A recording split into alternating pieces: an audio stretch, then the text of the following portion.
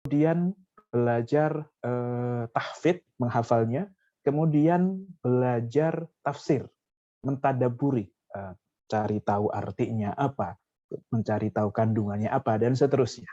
Tetapi sebenarnya ilmu yang mendasari tentang Al-Quran itu banyak sekali. Ilmu atau alat yang perlu kita miliki untuk melihat dan mempelajari Al-Quran itu sangatlah banyak. Bahkan kalau Imam As-Suyuti di dalam kitab Al-Itqannya itu mengatakan sampai berapa ratus begitu ya. Sangat banyak sekali ilmu yang terdapat di dalam Al-Quran dan ilmu yang perlu kita ketahui di dalam Al-Quran. Nah, maka dari itu mungkin kita belum masuk kepada inti dari tafsirnya itu sendiri, tetapi kita masih akan membahas ilmu haulal Quran yang meliputi Al-Quran itu sendiri. Yang mana insya Allah pada kesempatan kali ini kita akan belajar tentang qiraat di dalam Al-Quran, kemudian nasikh dan mansukh di dalam Al-Quran, kemudian yang terakhir tentang masalah tafsir bil ra'yi dan tafsir bil ma'thur. Nah, ini apa ini? Semuanya mungkin ini bukan ilmu yang familiar buat kita semuanya, tetapi saya kira ini penting untuk kita ketahui supaya paham bahwasanya ternyata Al-Quran, memahami Al-Quran, mempelajari tafsir Al-Quran itu bukan sesuatu yang simpel. Bahwa kita tinggal belajar dari kitab para ulama, yaitu ibaratnya hasil akhirnya. Hasil akhirnya. Kita hanya tahu ibarat makanan itu ya sudah siap saji di meja prasmanan gitu. Tinggal kita ngambil makan, udah menikmati gitu. Tetapi perlu juga bagi kita untuk kemudian mengetahui proses bagaimana makanan itu disajikan. Bagaimana bagaimana masakan itu dari bahan mentah menjadi makanan yang siap santap. Itu perlu untuk kita ketahui supaya apa? Supaya kita juga paham.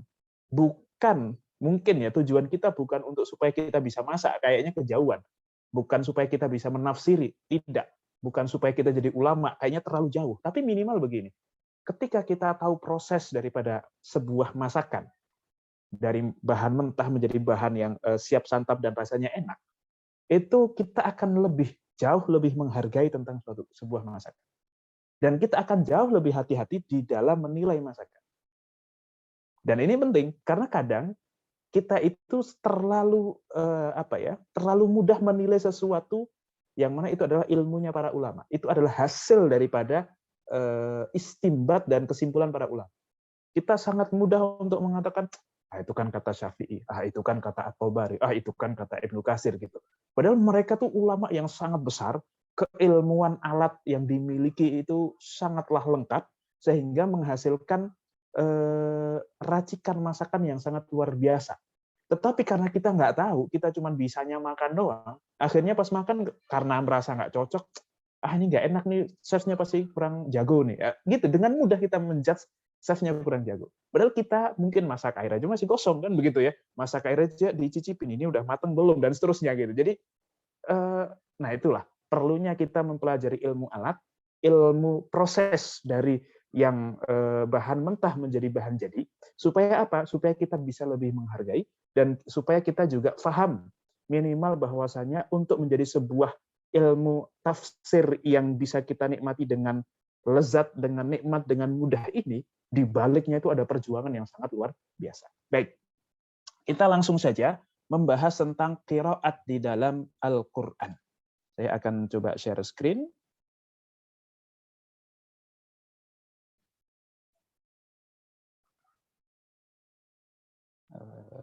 Oke. Nah, kita akan mempelajari tentang qiraat di dalam Al-Quran. Nah, qiraat di dalam Al-Quran, apa yang dimaksud dengan qiraat? Mungkin di antara kita ada yang langsung ngehnya atau langsung memahaminya itu dengan qiraat. Oh, itu qori-qori itu orang-orang yang biasanya ngaji pakai lagu Nahawan lah, Bayati lah, apalagi ya. Ya yang nada-nada seperti itu. Yang suaranya bagus-bagus luar biasa, tinggi kayak Muammar, kemudian kayak siapa lagi ya? Nggak ada yang terlalu terkenal sih ya. Ya pokoknya yang nada-nada seperti itu. Wah, itu qori. Nah, padahal di dalam ilmu Al-Qur'an, ya itu memang termasuk salah satu fan, salah satu salah satu bidang ilmu tersendiri di dalam Al-Quran, tetapi yang dimaksud dengan qiraat di dalam Al-Quran itu bukan itu. Apa? Nah, kita mulai dari pengertian. Secara bahasa, qiraat itu jamak dari kata qiraah. Dan qiraah itu masdar dari qara'a yaqra'u iqra. Kita pasti tahu semuanya apa makna iqra. Iqra itu bacalah, qara'a itu telah membaca, yaqra'u itu sedang atau akan membaca. Ya. Jadi qiraah itu artinya membaca. Dia adalah masdar. Masdar itu kata nama dari sebuah pekerjaan. Ya, misalnya apa ya? Makan. Makan itu bisa pekerjaan tapi juga bisa sebuah nama dari pekerjaan. Bisa sebuah nama dari pekerjaan. Apa yang sedang dia lakukan? Dia sedang makan. Dia sedang melakukan makan. Berarti kan di sini kata kerjanya melakukan. Nah, makan ini adalah sebuah nama dari suatu pekerjaan, yaitu ya makan gitu. Oke, qiraah artinya membaca. Dan sedangkan secara istilah di dalam kitab Mabahits fi Ulumil Quran karya Al-Mana Al-Qattan, beliau mengatakan madhhabun min madhahibin nutqi fil Quran yadhhabu bihi imamun minal a'immatil qurra madhhaban yukhalifu ghairahu wa hiya thabitatun bi asanidiha ila Rasulillah sallallahu alaihi wasallam. Apa artinya? Yaitu madhab. Sebagaimana madhab di dalam fikih, ternyata di dalam baca Al-Quran itu ada madhab-madhabnya juga. Madhab dari cara membaca Al-Quran yang disandarkan kepada imam-imam qurra. Kalau madhab fikih kita sandarkan kepada imam madhab. Imam madhab fikih siapa saja? Imam Al-Syafi'i, Imam Hambali, Imam Malik, Imam Abu Hanifah, dan seterusnya. Itu adalah imam-imam di dalam madhab fikih. Walaupun tidak terbatas hanya 4. Nanti ada Al-Auza'i, ada Laits bin Sa'ad, ada Sa'id bin Musayyib, dan seterusnya. Banyak lagi sebenarnya, cuman yang kita kenal, yang sampai kepada kita itu hanya 4 itu saja. Yang kemudian terkodifikasi dengan baik, transmisi, terwariskan dengan baik sampai kita itu hanya 4 itu kurang lebih. Nah, di dalam qiraah juga demikian. Di sana ada imam-imam qurra yang mungkin kita tidak terlalu familiar karena memang agak jarang sekali orang yang belajar ilmu Al-Quran sampai tahapan belajar qiraat. Itu jarang. Yang kita kenal dengan qiraah sab'ah itu, qiraah 7, nah itu cara membaca Al-Quran. Bahwa Qur'annya satu iya, tetapi cara membacanya itu banyak sekali. Dengan cara-cara yang berbeda dari selainnya. Artinya setiap imam bisa jadi cara bacanya itu nanti beda-beda. Ya walaupun kebanyakan memang sama, tetapi ada beberapa cara yang berbeda dan cara baca ini sanadnya bersambung sampai Rasulullah. Artinya mereka bukan mengada-ada. Apa yang mereka baca oleh para imam-imam ini bukan mereka ngarang-ngarang sendiri, ngada-ngada sendiri, bukan. Tetapi itu hasil talakinya dari gurunya, yang mana gurunya itu dari gurunya lagi, dan gurunya itu nanti dari Rasulullah Shallallahu Alaihi Wasallam.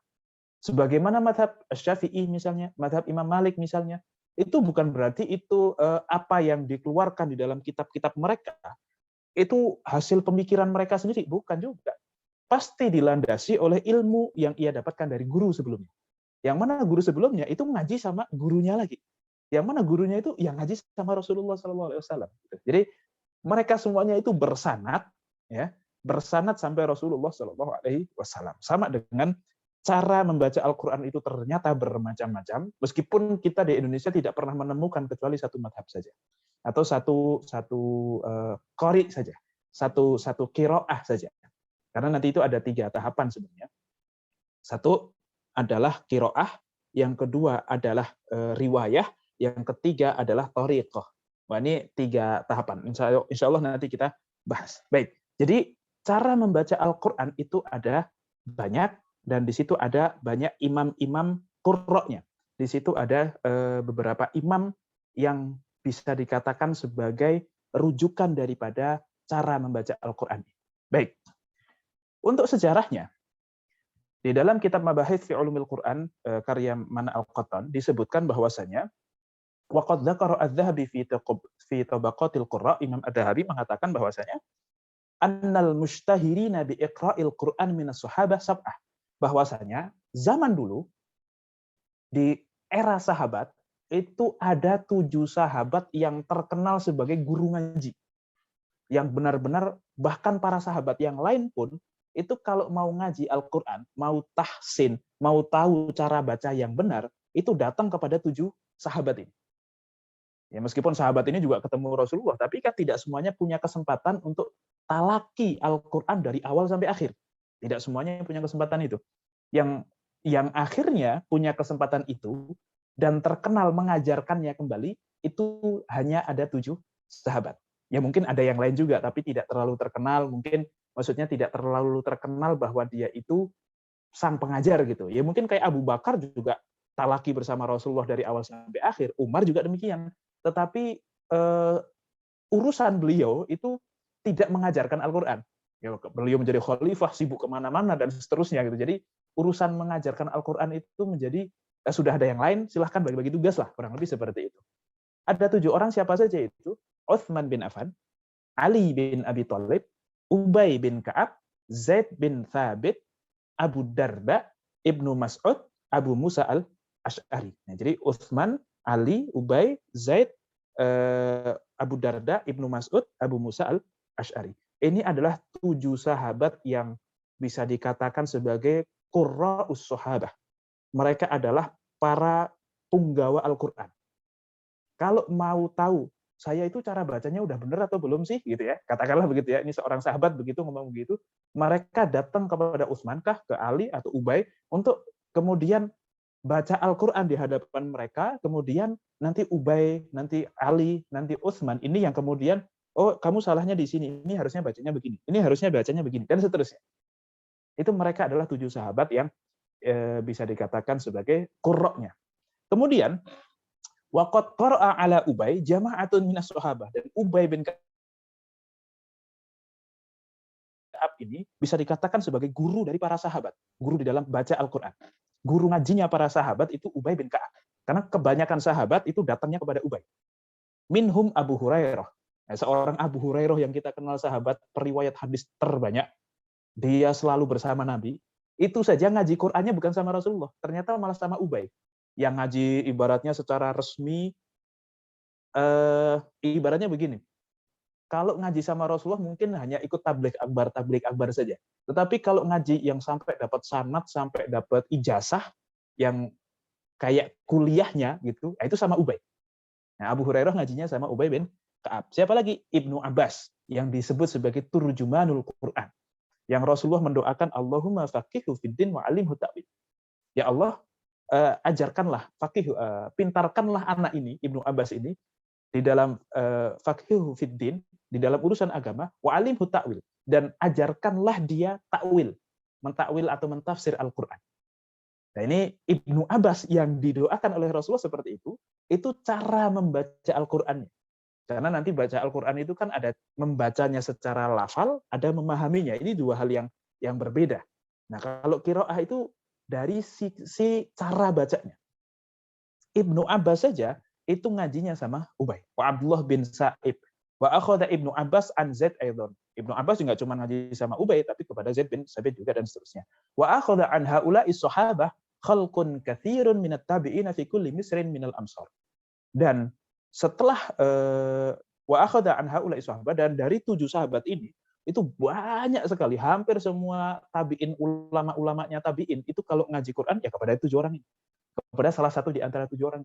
Bisa salah satu, bisa salah 2, bisa mungkin ada 1 orang ngaji sama semua guru yang 7 ini, dan seterusnya gitu. Jadi masing-masing ngaji kepada gurunya dengan sanad masing-masing, dan mereka lah yang diajari oleh Rasulullah SAW. 7 orang inilah yang kemudian bisa dikatakan dapat ijazah, dapat sertifikat secara resmi gitu ya. Kan kita itu kalau mau ngelatih sesuatu kan biasanya harus dapat sertifikat dulu bahwa kita pernah ikut pelatihannya, baru boleh melatih. Kan minimal seperti itu. Nah, kurang lebih 7 orang inilah yang dapat sertifikat dari Rasulullah SAW untuk kemudian mengajarkannya. Yang lain juga mungkin dapat, tetapi tidak terdeteksi lah, karena mungkin aktivitas mengajarnya tidak seperti mereka yang sangat-sangat masif begitu. Oke, maka kalau kita lihat secara hierarki waktunya, secara hierarki sanadnya, kita bisa lihat Al-Quran itu diajarkan oleh tentu dari Allah Subhanahu wa Ta'ala, kemudian ke Jibril, dan Jibril kepada Rasulullah Shallallahu Alaihi Wasallam. Rasulullah mendapat wahyu dari Jibril, yang mana setiap Ramadan Rasulullah kemudian memurojaah, ibaratnya mensetor ulang kepada Jibril, kali-kali ada yang salah atau apa begitu ya. Ya, tapi tentu Rasulullah tidak mungkin salah, itu sudah dijamin oleh Allah Subhanahu wa Ta'ala di dalam Al-Quran. Tetapi setiap Ramadan Rasulullah pasti memurojaah kembali di hadapan Jibril. Dan ketika menjelang wafat Rasulullah itu dua kali memurojaah sampai 2 kali khatam begitu. Itu menjelang wafatnya. Nah, dari Jibril kepada Rasulullah, kemudian Rasulullah mengajar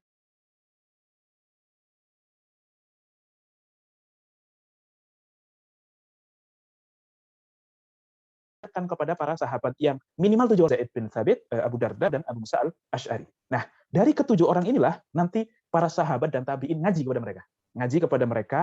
Nah, setelah sahabat dan tabi'in ini, barulah muncul 7 qari, 7 imam qurra, atau 7 imam yang bisa dikatakan sebagai rujukan daripada bacaan Al-Quran kita. Atau yang kita kenal dengan qiraah sab'ah. Qiraah sab'ah. Siapa saja mereka? Nih, yang pertama namanya Imam Nafi'. Ini mungkin teman-teman nggak ada yang tahu nih. Yang kedua Ibnu Katsir.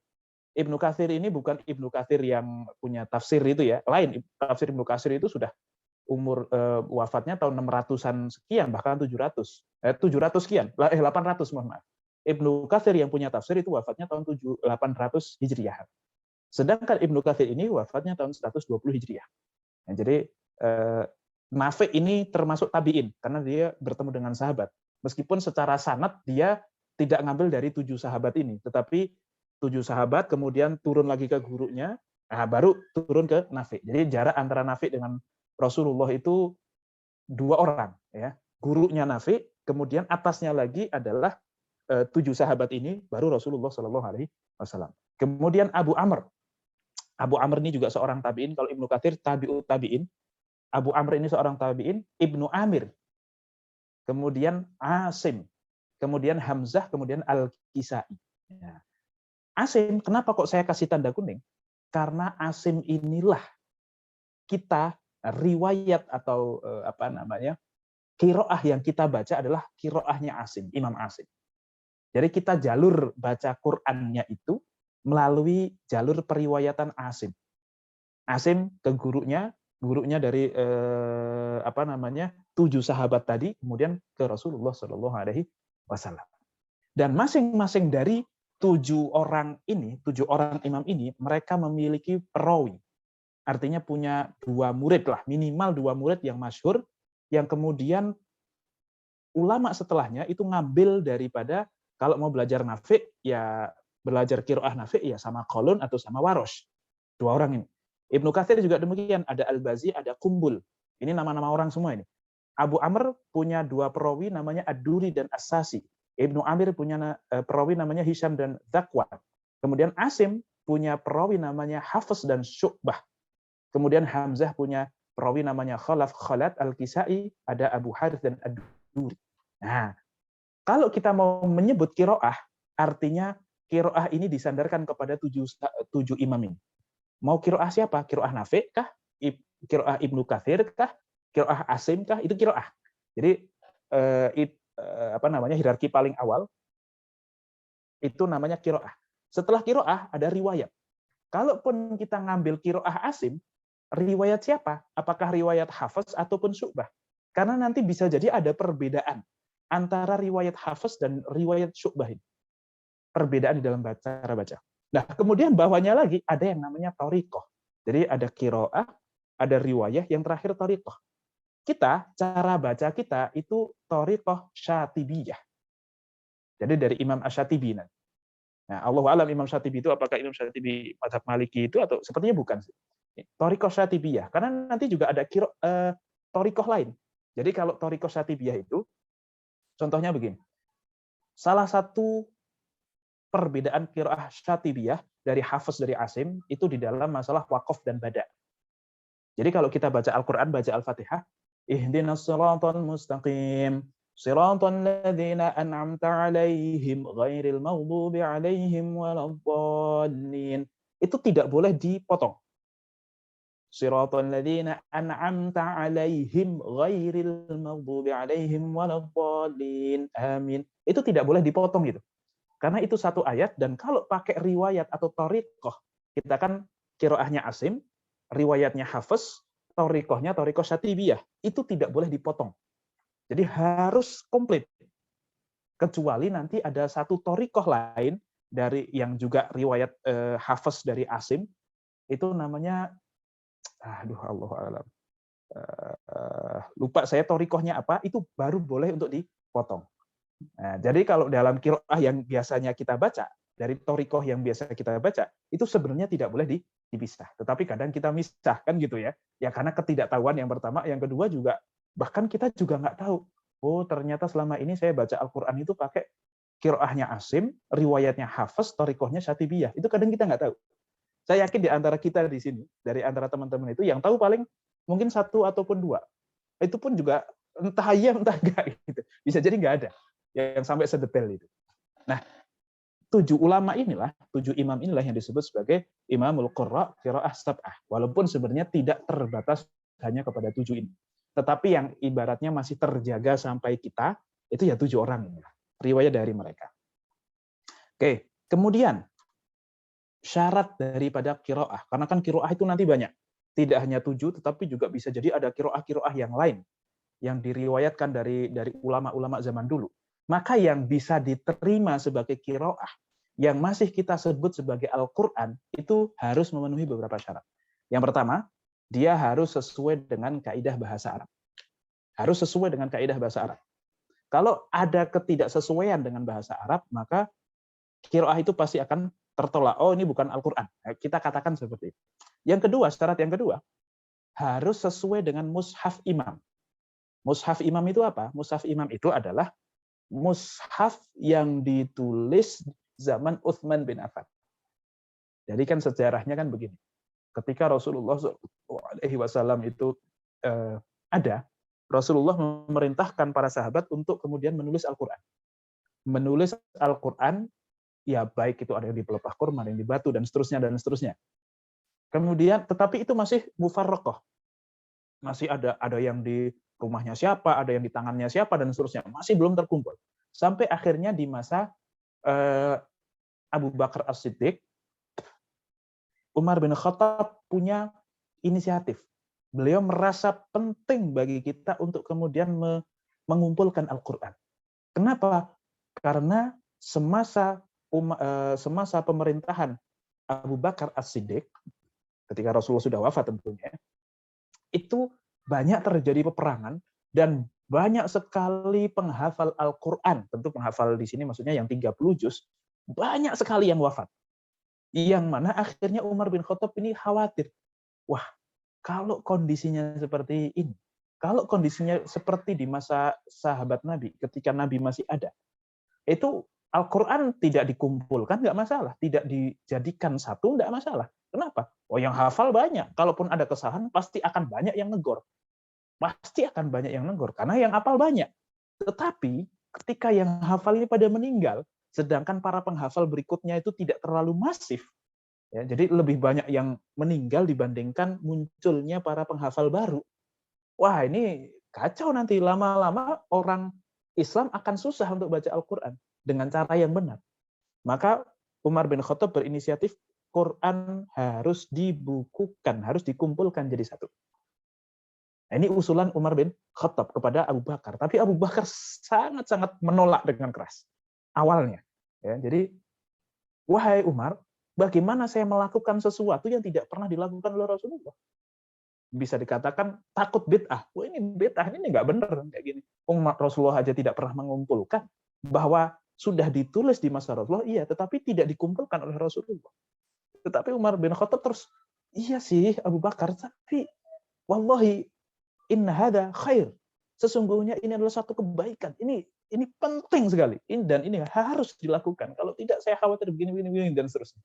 Akhirnya dibujuk terus sama Umar bin Khattab sampai akhirnya Abu Bakar merasa iya ya, penting juga meskipun tidak dilakukan oleh Rasulullah. Dan Tentu ada perasaan melakukan sesuatu yang tidak dilakukan oleh Rasulullah itu ada perasaan, wah ini takut jangkah atau enggak ya gitu kurang lebih.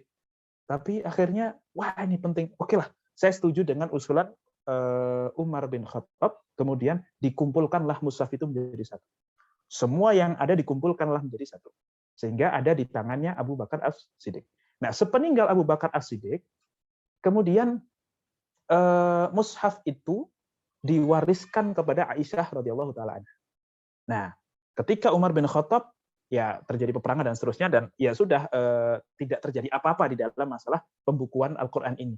Nah, setelah di masa Umar bin Khattab wafat kemudian digantikan dengan Utsman bin Affan, Utsman bin Affan melihat ada potensi masalah baru yang terjadi di dalam masalah Al-Qur'an. Kenapa? Karena begini sejarahnya. Al-Qur'an itu diturunkan tidak hanya dengan satu bahasa. Tentu bahasa Arab semuanya ya, tetapi di situ ada bahasa Quraisy, di situ ada bahasa Hudzail, di situ ada bahasa Tamim, di situ ada bahasa 7 bahasa lah pokoknya. Saya agak lupa mana apa saja begitu, tapi diriwayatkan demikian. Kenapa kok diriwayatkan dengan 7 bahasa? Karena begini, ketika Rasulullah mendapatkan dari Jibril dengan bahasa Quraisy tentunya, Quraisy itu ibaratnya kalau bahasa Jawa tuh begini. Kita ngomongin masalah lapar nih. Dalam bahasa Jawa itu kalau Jawanya Jawa ngapak, lapar itu kencot. Jawa tapi ngapak, kencot. Kalau bahasa Jawa bandek tapi ya daerah Magelang, Temanggung, itu ngelih. Ngelih. Ini mohon maaf kalau yang nggak terlalu paham ya, tapi saya agak susah mencari padanan di bahasa lain gitu. Ngelih, ngelih itu lapar juga, tapi bahasa Jawa dan itu difahami oleh semua orang Jawa, cuman orang Jawa daerah situ lebih terbiasa, lebih familiar dengan kata ngelih. Kemudian selain ngelih, kalau agak kesonoan dikit ada yang lesu. Lesu itu lapar juga. Itu masih bahasa Jawa. Ada yang menggunakan kata luwe. Itu juga masih lapar itu. Ini saya menggunakan beberapa kata ini, kenapa kok bahasa Jawa? Karena kalau bahasa Arab lebih jauh lagi, teman-teman pasti lebih nggak paham lagi kan gitu. Jadi pakai bahasa Jawa lah. Nah, dan Rasulullah itu, umatnya itu kan dari banyak suku. Ada Quraisy, ada Hudzail, ada Tamim, ada Adi, dan seterusnya gitu. Yang mana banyak orang tua, banyak anak kecil, banyak orang-orang primitif yang tidak pernah bergabung dengan orang lain. Berbeda kalau orang Jawa kok sudah ke Jakarta, itu pasti banyak ketemu dengan Jawa-Jawa yang lain dan orang Sunda lah, orang dan di luar Jawa bahkan, sehingga bahasa itu sudah tidak menjadi border lagi buat dia, sudah tidak menjadi penghalang lagi. Tetapi banyak sekali orang yang dia menetap di rumahnya, tidak pernah keluar sampai dia sepuh, sehingga khazanah tentang bahasanya ya segitu-gitu aja. Dia hanya menguasai bahasa kampungnya saja. Nah, akhirnya Rasulullah meminta untuk, wahai malaikat Jibril, sesungguhnya umat itu banyak dari beberapa kabilah. Kemudian di situ banyak anak-anak kecilnya yang belum bisa bahasa selain bahasa mereka sendiri. Banyak orang tuanya, banyak orang yang tidak berpendidikannya, banyak umminya yang tidak bisa baca, belum pernah baca sama sekali. Maka kalau suruh baca Al-Quran dengan bahasa Quraisy, itu pasti susah buat mereka. Ini harus disesuaikan bahasa itu dengan bahasa mereka. Tentu bahasa Arab juga. Contoh, kalau bahasa Indonesia contohnya begini. Ada beberapa orang kalau nanya kenapa pakai kenapa. Ada beberapa orang yang tanyanya pakai mengapa. Ini kan satu makna tetapi ya 2 kata yang berbeda begitu. Nah, kurang lebih di dalam Al-Qur'an itu seperti salah satu contohnya begini. In ja'akum fasiqum binaba'in fatabayyanu. Itu yang diriwayatkan Rasulullah SAW kepada Umar bin Khattab.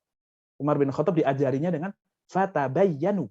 Tetapi ada orang lain, namanya itu Hisham bin siapa begitu ya. Itu bacanya in ja'akum fasiqum binaba'in fatathabbatu.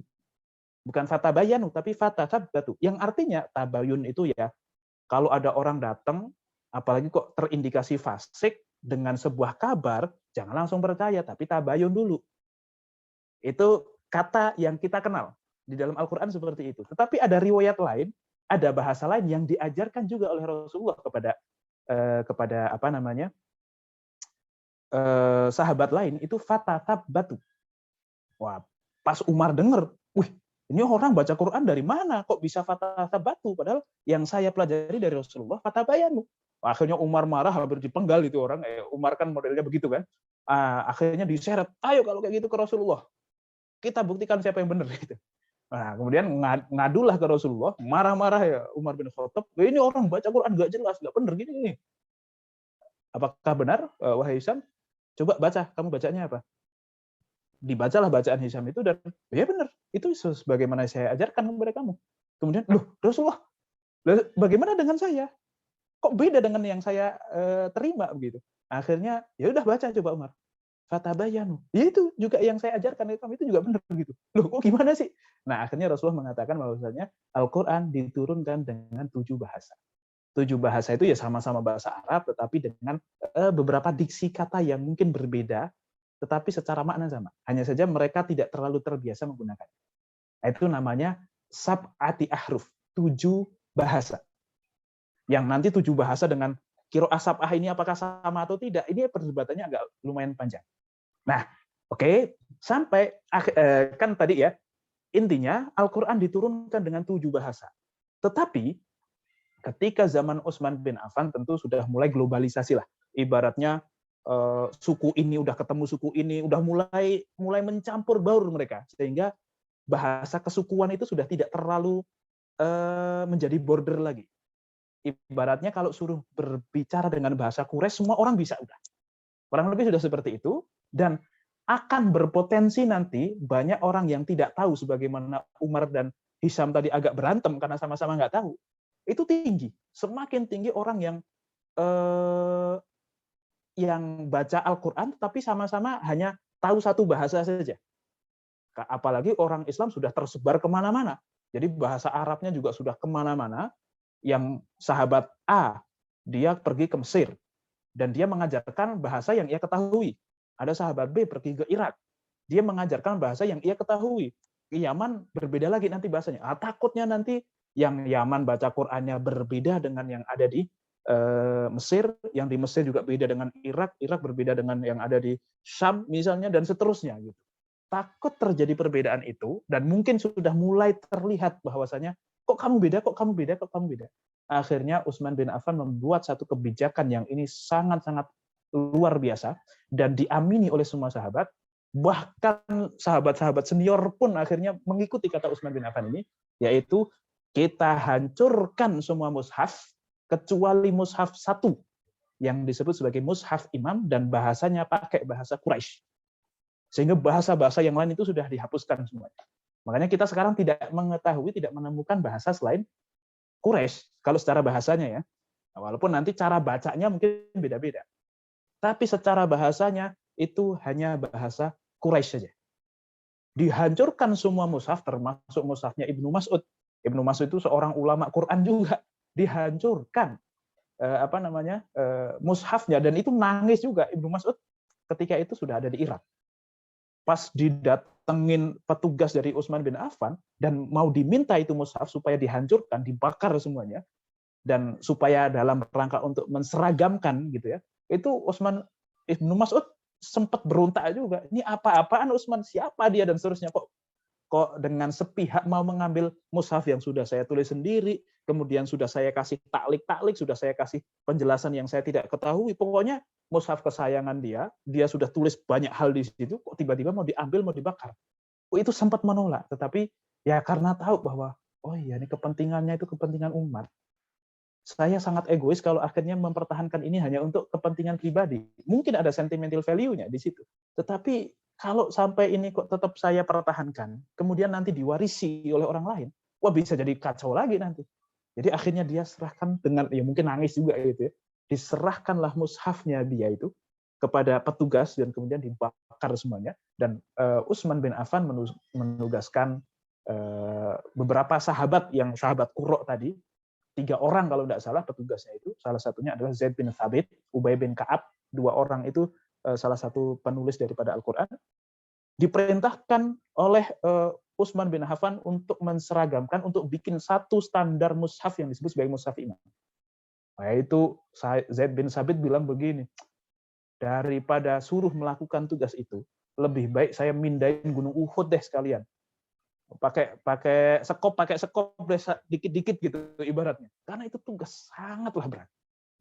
Nah, tetapi karena memang didesak terus, kemudian dikasih tahu bahwa ini sangat penting dan tidak ada yang lebih berhak, lebih bisa melakukan kecuali kamu. Mau nggak mau akhirnya, berarti wajib dong buat saya, kan gitu ya. Ya akhirnya dia melakukan, dan muncullah 7 mushaf imam yang ditulis oleh mereka, dan Utsman bin Affan ini kemudian mencetak 7 kopian, dan itu disebarkan ke seluruh penjuru negara-negara Islam ini, ke Mesir, ada ke Irak, dengan satu rosem yang sama persis. Dan contoh dari rosem Utsman itu ini, tulisannya seperti ini. Nah, silakan dibaca, ini surat apa, apakah teman-teman ada yang tahu? Bisa baca atau tidak? Nah, ini adalah suratul Fatihah. Nah, ini kalau saya pakai mouse kelihatan nggak? Oke, ini Bismillahirrahmanirrahim. Ini tidak ada titik, tidak ada harakat sama sekali. Alhamdulillahirabbil alamin. Alamin. Nah, ini seperti ini. Ar-Rahmanir-Rahim. Terus mim lam kaf maliki yaumiddin. Nah, nanti sesuai dengan mushaf itu artinya ada yang baca di sini nih, ada yang baca maliki yaumiddin, mimnya pendek, ada yang baca maliki yaumiddin. Karena memang kalau mushaf yang kita pegang itu harusnya kalau kita mau baca maliki yaumiddin kan setelah mim harusnya ada alif. Tetapi di dalam mushaf kita itu setelah mim nggak ada alif. Mim langsung lam. Cuman dikasih harokat panjang. Dikasih harokat panjang. Nah, itu harokat panjang itu sebenarnya bukan mushaf imam. Itu tidak berasal dari mushaf yang ditulis oleh Utsman bin Affan tadi. Tapi itu adalah tanda baca yang kemudian dikembangkan oleh para ulama setelahnya, supaya orang-orang seperti kita ini bisa baca. Coba bayangin kalau kita suruh baca Al-Quran dengan mushaf yang ini. Gundulnya tuh nggak cuma gundul tok, gundul yang benar-benar nggak ada sama sekali. Gundul cuma nggak ada harokatnya, titiknya nggak ada. Bedain mana ba, mana ya, mana ta, mana fa, gimana coba? Maka tadi fatabayanu dengan fatasabatu, kalau kita bayangkan menulis hal itu tanpa ada titik, itu tulisannya persis. Maka masing-masing bisa dibaca dengan satu mushaf yang sama. Mau dibaca fatasabatu bisa, fatabayanu juga bisa, masih dengan tulisan yang sama. Nah, tetapi akhirnya nanti timbul konflik lagi, ditambahinlah titik. Timbul konflik lagi, akhirnya ditambahinlah harokat, dan seterusnya. Itu berkat konflik akhirnya memudahkan kita untuk membaca Al-Quran. Jadi harus sesuai dengan mushaf imam. Kemudian yang berikutnya, sanadnya harus mutawatir. Sanadnya harus mutawatir itu artinya tidak boleh ahad. Mutawatir itu maksudnya, kan tadi dari 7 sahabat tadi kan.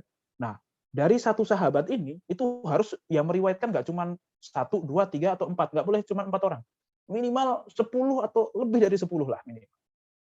Jadi dari setiap generasi, dari setiap rawi itu yang meriwayatkan harus jumlah orang yang banyak, yang tidak mungkin salah. Itu namanya mutawatir. Karena nanti sanad itu ada 2, 1 mutawatir, 2 ahad. Ahad itu apa? Ahad itu nanti dibagi menjadi 3. Ya, ada yang sahih, ada yang hasan, ada yang dhaif. Jadi namanya sahih, hasan, dhaif itu kalau ahad. Ahad itu artinya yang meriwayatkan bisa jadi cuma 1 orang, bisa jadi cuma 2 orang, bisa jadi cuma 3 orang. Itu ahad masih derajatnya. Tapi kalau sudah mutawatir itu artinya yang meriwayatkan sudah banyak orang yang nggak mungkin orang itu bohong. Ibaratnya kayak begini. Teman-teman mungkin ada yang tidak tinggal di Jakarta, dan mungkin ada yang pernah tidak ke Jakarta. Tapi meskipun tidak pernah ke Jakarta, itu sudah banyak beredar kabar bahwasanya di Jakarta ada Monas. Entah dia tahu dari mana. Dan dia pasti mengiyakan. Kenapa? Karena semua orang, karena dia mendapatkan kabar itu nggak cuma 1 kali, bahkan sampai 20 kali, 30 kali, bahkan dia sampai lupa siapa aja yang ngasih tahu. Tapi yang jelas bahwa adanya Monas di Jakarta itu sudah kabar yang mutawatir. Nah, kurang lebih seperti itu. Tetapi kalau ada 1 orang nih datang, bahwasanya di Jakarta Selatan itu ada 1 warung mie ayam yang enak, namanya mie ayam ini. Nah, itu masih derajatnya ahad itu. Kenapa? Iya, menurut dia. Oh iya, apakah benar apa enggak? Bisa jadi ini orang bohong doang gitu. Bisa jadi bukan di Jakarta Selatan, tapi dan seterusnya gitu. Banyak kemungkinan dia salah. Tetapi kalau semisal kabar bahwa di Jakarta ada Monas, di Jakarta ada Taman Mini, di Jakarta ada Ragunan, itu meskipun kita tidak bisa menghitung dan kita juga nggak tahu orang yang ngomong, oh ya di Jakarta ada Monas, itu adalah pembohong apa enggak, dan seterusnya, kita sudah nggak peduli lagi. Kenapa? Ya karena itu kabar yang mutawatir, gitu. Bisa dipahami ya, apa sih konteks mutawatir itu seperti apa? Nah, ahad itu seperti apa? Nah, sanadnya harus mutawatir. Baik. Nah, oke, dari tadi ini teori, kita langsung masuk kepada contoh qiraah. Contoh qiraah yang berbeda.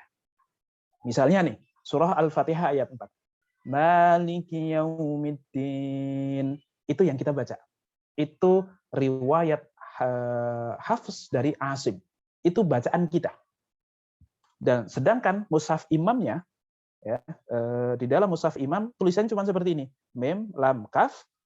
Nah, ini bisa ya, bisa apa dan seterusnya, yau. Tapi ini jelas semua ulama mengatakan yau. Yau middin. Ini ya, ini nun. Tulisannya seperti ini. Maliki yaumiddin. Nah, ternyata cara bacanya beda-beda. Pertama, Imam Asim dan Al-Kisai itu membacanya Maliki yaumiddin. Dan ini mutawatir. Artinya termasuk Al-Quran dan boleh kita baca di dalam sholat. Kita boleh untuk mengatakan yang baca Maliki yaumiddin itu sedang baca Al-Quran. Karena memang riwayatnya benar, mutawatir.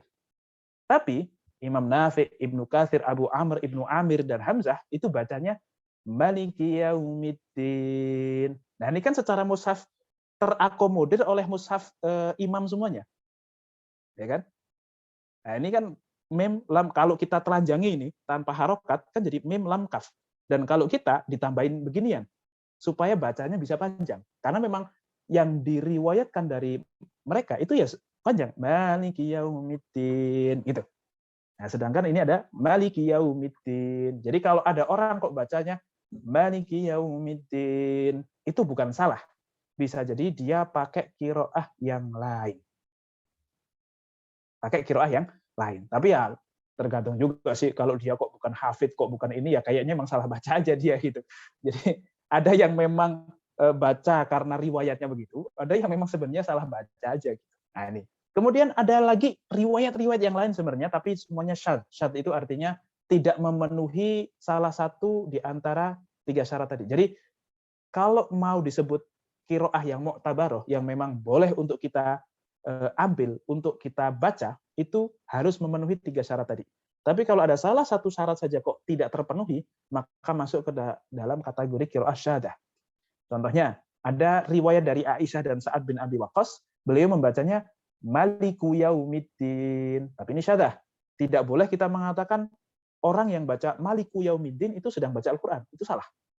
Ya, bahwa itu ada riwayat, oke, kita katakan itu riwayat. Tetapi tidak bisa kita sandarkan bahwa Maliku yaumiddin adalah ayat dari Al-Quran. Tidak bisa. Kenapa? Karena tidak memenuhi syarat qiraah. Ada juga yang baca, diriwayatkan dari Anas bin Malik, Malika yaumiddin. Ada yang juga dari Abu Hurairah, Malika yaumiddin. Nah, ini. Jadi beda harokat saja, itu juga sudah dikatakan sebagai perbedaan qiraah. Oke, kemudian kalau ini saya ingin menunjukkan riwayat riwayat Warsh dari Nafi' di surah An-Naba. Nah, jadi kalau surah An-Naba yang kita baca mungkin teman-teman sudah tahu semuanya bagaimana cara bacanya. Saya ingin baca dengan riwayat Warsh dari Nafi'. Nih, Bismillahirrahmanirrahim. Amma yatasa'alun 'anil naba'il 'azim alladzi hum fihi mukhtalifun. Kalla saya'lamun. Nah, di sini ada waqafnya. Tsumma kalla saya'lamun. Ada waqafnya di sini. Alam naj'alil arda. Nah, kalau Hafiz ya, Hafiz dari Asim itu alam naj'alil arda mihada. Tapi kalau Warsh alam naj'alil arda mihada. Alam naj'alil arda. Ini cara membaca kalau ada naj'al dan al-ardo itu bagaimana? Cara membaca ketika ada hamzah wasol itu seperti apa? Itu beda-beda. wal jibala autada wa khalaqnakum azwaja. Ini kalau kita bacanya wa khalaqnakum azwaja. Ini kan izhar ya. Nah, tajwidnya udah lain lagi pasti. Wa khalaqnakum azwaja. Itu kalau dalam riwayat Warsh. Jadi bukan kum tapi bacanya kumu azwaja. Wa ja'alna naumakum subata wa ja'alna al-laila libasa wa ja'alna an-nahara ma'asha wa banayna fawqakum sab'an shidada wa ja'alna sira. Nah, bukan siro. Wa ja'alna sirajan wahaja wa anzalna minal mu'sirati ma'an thajjaja. Itu. Jadi ada perbedaan dari cara bacanya. Tapi secara mana sama-sama saja gitu ya. Oke, memang ada beberapa ayat yang beda cara baca bisa menimbulkan perbedaan arti. Tapi itu sangat sedikit. Kebanyakan beda cara baca itu tidak menimbulkan perbedaan makna. Contoh lagi yang lain. Kalau di dalam qiraah yang kita pakai, imalah itu hanya ada di satu tempat. Bismillahi majriha. Ya, cuman ada di majriha. Cuman ada di situ saja. Tetapi di madhab lain, di apa namanya qiraah lain itu wadduhi wallaili idza saja, itu banyak sekali imalahnya. Nah, itu cara baca dan disebut sebagai qiraah. Kemudian misalnya di surah Ali Imran misalnya. Ali Imran, Al-Baqarah misalnya ya. Alladzina yu'minuna bil ghaib. Nah, kalau kita kan bacanya alladzina yu'minuna bil ghaibi wa yuqimunas salata wa mimma razaqnahum yunfiqun. Tapi ini kalau tidak salah Waras nih atau siapalah gitu ya. Tapi ada bacaan yang mengatakan, yang membacanya itu alladzina yu'minuna. Jadi bukan yuk, tapi yu'minuna. Kenapa? Karena memang di dalam mushafnya, nah ini surah Al-Baqarah. Alladzina yu'minuna. Ini sangat mungkin, karena di dalam mushaf itu cuma ditulis seperti ini saja. Hamzah itu tidak ada. Hamzah yang begini, itu cara baca, itu adalah tanda baca. Itu bukan termasuk dari rosem. Di rosem imam tidak ada. Nah, ini mungkin teman-teman juga agak pusing nih, ilmu apa nih yang seperti ini. Tapi ternyata di dalam membaca Al-Quran saja itu sangat luar biasa. Dan memang yang mempelajari tentang ilmu baca Al-Quran ini kebanyakan adalah mereka yang sudah hafid 30 juz dengan satu riwayat baru mempelajari riwayat-riwayat lain. Dan ini tidak banyak. Bahkan seorang Syekh bin Baz saja ketika mendengarkan kan dulu di Mekah, Madinah itu kan banyak sekali mahasiswa datang. Banyak sekali mahasiswa datang, ada yang dari Indonesia dan seterusnya. Kalau Indonesia sama Saudi masih sama-sama hafaz anak Asim, cuman kalau kita thoriqohnya Syatibiyah, kalau mereka thoriqohnya lain. Sehingga kalau kita itu mad jais itu harus panjang. Harus 6 harokat. Tapi kalau mereka majais cuma 2 harokat. Lihat aja coba. Surem itu kalau baca majais cuma 2 harokat. Itu karena beda thoriqoh saja. Nah, itu kan sudah masalah tajwidnya udah berbeda-beda itu. Nah, orang Afrika rata-rata pakai Warsh. Orang Afrika tuh rata-rata pakai Warsh. Nah, silakan nanti cari aja di YouTube bacaan misalkan surah Al-Kahfi dengan riwayat Warsh dan seterusnya. Pasti akan menemukan kok aneh gitu. Atau bacaan surat yang sudah kita familiar saja supaya kita bisa membandingkan mana yang biasa kita baca dengan bacaan mereka. Nah, Syekh bin Baz akhirnya memanggil itu orang-orang Afrika dan tanya, itu kalian baca Quran gimana? Kok bisa begitu? Kok beda dengan cara kita baca?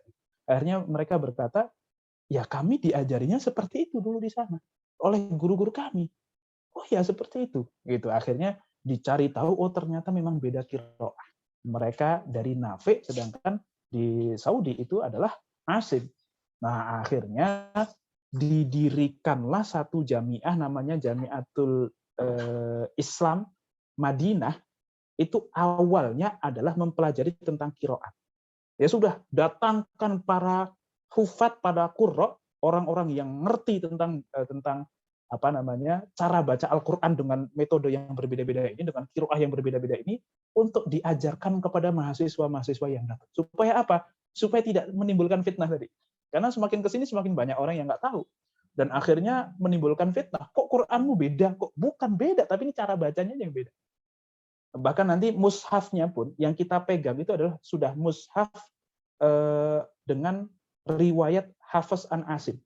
Tapi kalau nanti mushaf Qalun, mushaf Kumbul, mushaf Waras, itu udah beda-beda lagi. Silakan cari saja di Google.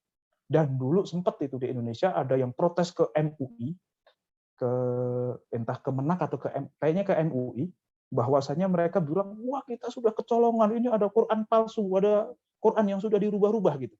Pas didatengin itu yang menerima itu salah satunya Dr. Ahsin Sakho, yang beliau itu lulusan Madinah pertama kali, lulusan Universitas Islam Madinah pertama kali yang belajar tentang qiraah itu. Kemudian pas dibuka, oh ini mah mushaf Qalun ini, gitu digituin. Cuman digituin, Qalun apaan? Nah makanya ngaji, jangan protes mulu kan gitu. Nah akhirnya seperti itu kan, dan ternyata memang itu menjadi penting buat kita untuk pelajari supaya kita paham. Nah kemudian yang berikutnya, antara qiraah sab'ah dengan ahrufus sab'ah. Tadi sudah saya ceritakan bahwasanya Rasulullah meminta untuk Al-Quran itu jangan diturunkan hanya dengan satu lahjah saja. Bukan dengan satu bahasa Quraisy saja, tetapi dengan banyak bahasa. Nah, apa hubungannya, korelasinya antara qiraah sab'ah dengan ahrufus sab'ah ini? Ada ulama yang kemudian mengatakan, ya qiraah sab'ah itu ya ahrufus sab'ah. Artinya, apa yang diajarkan oleh Nabi dengan berbagai macam banyak bahasa itu, itulah yang sampai kepada imam-imam yang 7 tadi, kemudian itulah yang diajarkan. Itulah 7 bahasa yang disebut sebagai unzilal Quran ala sab'ati ahrufin tadi. Ada yang mengatakan seperti itu. Tetapi jumhur ulama mengatakan enggak, 7 bahasa itu sudah punah. Tinggal satu bahasa saja, sebagaimana Utsman bin Affan kemudian menseragamkan bahasa menjadi satu mushaf saja. Nah, yang turun menjadi qiraah sab'ah itu cara baca, bukan beda bahasa, bukan. Kalau cara baca itu kan bahasanya sama, yang dibaca sama, cuman yang satu karena orang mana begitu, jadi lebih mudah untuk bilang waduhai daripada waduha. Ya karena orang-orang Syam itu kalau bilang, katakanlah apa ya, Islamiyah itu susah mereka. Mereka bisanya bilang Islamiyah. Itu kalau di luar Al-Quran. Kalau mereka baca Quran, bener, nggak ada imalah-imalah begitu. Tapi kalau di luar baca Al-Quran, mereka Islamiyah gitu. Banyak nya imalah. Nah, mungkin qiraah itu adalah cara baca yang dulu ada orang ngaji depan Rasulullah kok agak miring-miring, dibenerin sama Rasulullah. Nah, itu jadi qiraah. Nah, kurang lebih seperti itu. Kemudian kalau orang Mesir itu, kalau bilang zolam, itu nggak bisa. Dia bisanya bilang zolom. La itu jadi o. Zolom. Nah, itu lam yang ditebalkan. Nah, ini mungkin kalau belum pernah ketemu orang Arabnya langsung, memang tidak terbayang bahwa ternyata orang Arab itu cuma ngomong dolam aja masa nggak bisa gitu. Itu mereka ada yang susah ngomong dolam itu nggak bisa, bisanya bolom. Tapi kalau baca Quran bener. Kalau baca Al-Quran ya sesuai dengan riwayat yang mereka anut begitu. Dan rata-rata memang paling banyak memang hafaz dari Asim itu paling banyak. Ada juga yang waras gitu tapi nggak terlalu banyak. Oke, itu tentang qiraah. Sampai di sini apakah ada yang ingin ditanyakan atau yang ingin didiskusikan supaya nanti sebelum kita kemudian lanjut lagi. Jadi teman-teman mungkin.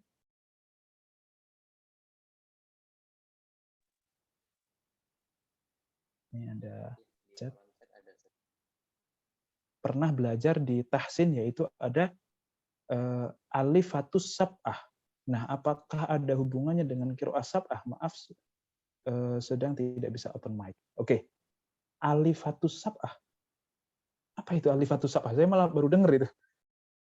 Alifatus sab'ah. Mungkin teman-teman yang lain, Syauki, mungkin tahu alifatus sab'ah istilah itu? Baru dengar juga, Ustaz. Iya. Alifatus sab'ah. Mungkin ahruf sab'ah atau mungkin qiraah sab'ah atau mungkin apa ya? Kalau alifatus apa saya belum pernah dengar terus terang. Ya, mungkin salah dengar istilahnya sehingga kita jadi asing gitu ya. Mungkin yang dimaksud ahrufus sab'ah atau mungkin qiraah sab'ah atau mungkin itu nada nagom itu yang nahawan, bayati, apalagi sih ya itu saya juga nggak tahu kalau yang cara yang nada-nada seperti itu juga beberapa orang menyebutnya qiraah juga begitu. Nah, mungkin itu ya, tapi ya saya karena nggak tahu jadi tidak bisa memastikan apa yang dimaksud dari teman-teman ini. Gitu. Allahu a'lam bishawab. Mungkin ada yang lain yang ingin ditanyakan sebelum kita lanjut? Izin bertanya, Ustaz. Kalau misalnya kita ngajinya itu ngikutin sudais, Ustaz. Tadi kan kata Ustaz ada perbedaan torikoh ya, Ustaz. Nah, itu apakah diperbolehkan atau tidak, Ustaz? Ya sebenarnya kita sih sebagai orang awam, ya asalkan paling penting sih kalau torikoh nggak ada yang ini guru saya namanya Dr. Fatoni itu sangat keras. Jadi kalau kita itu nggak boleh mengikuti torikohnya, torikoh apa sih namanya kalau yang Imam Sudes itu? Nggak boleh kita mengikuti mereka. Karena torikoh kita torikoh Syatibiyah. Jadi kita harus konsisten dengan torikoh Syatibiyah. Nah, cuman masalahnya banyak di antara kita bahkan nggak tahu kalau torikoh kita itu Syatibiyah kan gitu. Banyak yang nggak tahu ya bahwa kita mungkin dari Hafiz anak Asim mungkin ada beberapa yang tahu. Cuman torikoh kita emang torikoh Syatibiyah itu mungkin banyak yang nggak tahu. Jadi kalau dalam pandangan saya karena juga banyak juga yang mengatakan oh nggak apa-apa kita mengikuti apa yang kita dengar dari Imam Sudais begitu ya dengan mad jaiz dibaca 2 harokat, kemudian mungkin wakof-wakofnya juga berbeda dan seterusnya itu tidak masalah. Tapi kalau guru saya itu namanya Dr. Fatoni, Ahmad Fatoni itu termasuk pakar qiraat di Indonesia yang lulusan pertama kali Madinah itu juga. Yang pertama kali pas didirikan beliau salah satunya. Pak Asin Sakho, Dr. Fatoni gitu ya. Kalau lihat di mushaf yang ada di Indonesia itu nama Ahsin Sakho pasti ada. Silahkan cari di semua mushaf yang ada di Indonesia.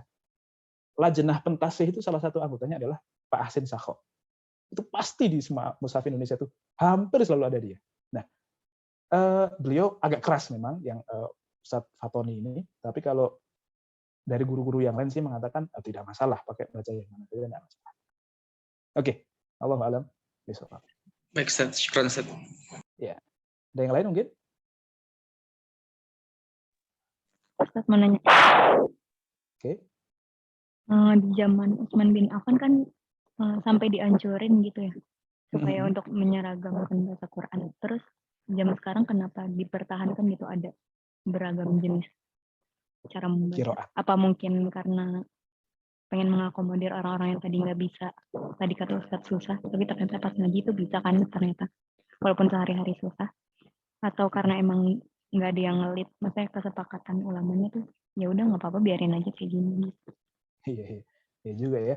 Ya jadi begini, kalau perbedaan bahasa itu karena apa ya? Mushafnya pun nanti berbeda gitu. Cara tulisnya pun berbeda nanti. Cara tulisnya pun berbeda sehingga sangat mungkin untuk kemudian menimbulkan bahwa oh Quran nggak cuma satu, oh Quran kok nggak sama. Itu kalau ahruf sehingga dihancurkan oleh Utsman bin Affan kecuali satu bahasa saja.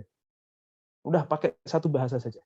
Ya tentu di antara perbedaan lebih banyak yang sama. Ya, karena Utsman bin Affan pesannya sama Ubay bin Ka'ab dan juga Zaid bin Sabit itu kalau ada perbedaan di antara beberapa bahasa, dipilih bahasa Quraisy. Artinya kan tidak semua kata itu berbeda nanti. Ya kayak tadi paling misalnya inja akum fasikum binaba'in fatabayanu itu kan yang awal sama semuanya, cuman yang satu fatabayanu, yang satu fatasabatu gitu.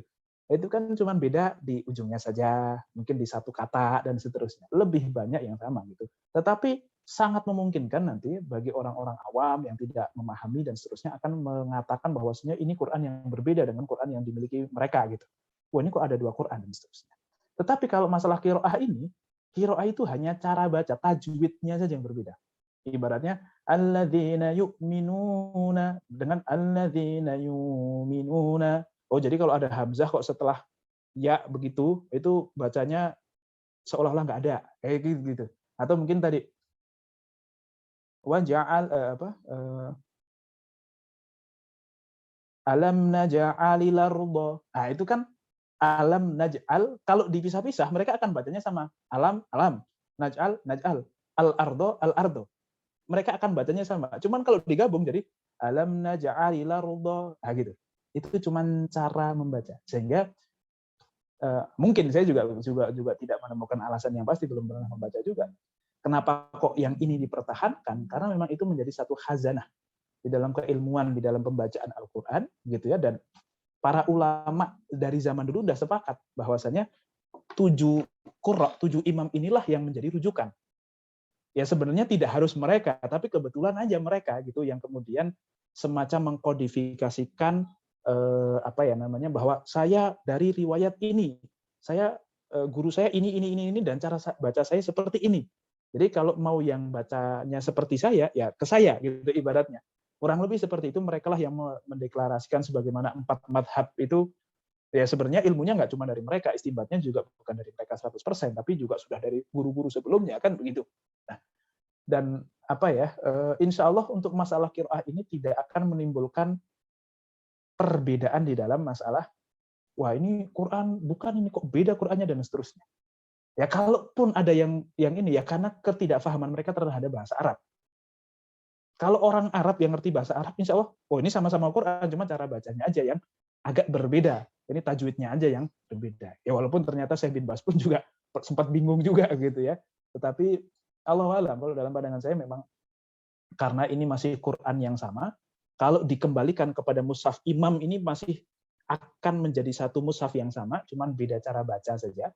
Kayak gua sama gue gitu ibaratnya, kan kalau mungkin di Indonesia itu A sama E, tapi kalau di Arab kan itu cuma masalah harokat, masalah bagaimana cara baca gitu. Jadi ya sama-sama artinya saya gitu. Nah, cuman yang ini gua, yang ini gue. Perbedaan mungkin yang sini, yang itu ada dekat laut, yang sini dekat Bogor gitu. Jadi beda lahjah saja. Nah, itu jawaban dari saya. Allahu a'lam bishawab. Ya, apakah itu jawaban benar atau tidak dari dalam pandangan saya?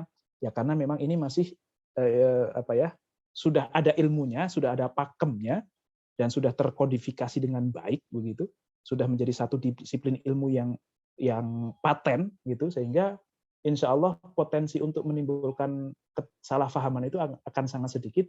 Karena apa? Karena tinggal dirujuk saja kepada ilmunya, dia akan ternyata gitu. Kayak dulu orang-orang yang protes ke MUI tadi gitu, ternyata sama Pak Hasim tinggal ini riwayat kolon gitu, udah beres gitu ternyata. Allahu a'lam bishawab. Ya, oke. Kita lanjut lagi ya ke materi berikutnya, yaitu nasikh dan mansukh. Nah, apa itu nasikh dan mansukh? Secara bahasa, nasikh dan mansukh itu, nasikh artinya yang menghapus, mansukh artinya yang terhapus. Nah, kalau nasikh artinya pelakunya, mansukh artinya yang menjadi objeknya. Nah, secara bahasa, nasakh itu masdarnya itu nasakh, artinya penghapusan, bisa juga artinya izalah atau al-ibtal. Ibtal itu bukan penghapusan, lebih tepatnya cancel, dibatalkan, pembatalan atau cancel gitu ya, di-cancel begitu. Kalau al-izalah itu artinya dihilangkan, an-naql artinya dipindahkan. Jadi secara bahasa nasakh artinya bisa al-ibtal, al-izalah, an-naql. Tapi secara istilah, ini disebutkan oleh para ulama sebagai raf'ul hukmi syar'i bi khitabin syar'iyyin mutarakhin anhu. Menghapus atau mengangkat hukum syarak dengan dalil hukum khitab syarak yang datang kemudian. Artinya gampangnya begini. Dulu pernah suatu ketika hukumnya adalah wajib. Tiba-tiba setelah beberapa saat turun wahyu yang kedua yang menghapus hukum yang pertama. Sehingga yang tadinya hukumnya wajib menjadi hukumnya sunnah. Nah itu, jadi penggantian satu hukum dengan hukum lain yang mana hukum ini datang dengan dalil yang belakangan datangnya. Jadi di amandemen, nah gitu, di amandemen yang tadinya hukumnya boleh tiba-tiba jadi tidak boleh dengan tentu dengan ayat yang datang berikutnya. Itu namanya nasikh dan mansukh. Oke. Di dalam nasikh mansukh ini nanti ada perbedaan pendapat di kalangan para ulama. Ini kalau kita ngomongin ulama yang ahlu sunnah saja ya, ulama-ulama yang memang kita anggap sebagai ulama saja, itu saja mereka banyak berbeda pendapat. Meskipun secara praktis mereka menghasilkan satu kesimpulan hukum yang sama. Artinya begini, ada satu kejadian misalnya,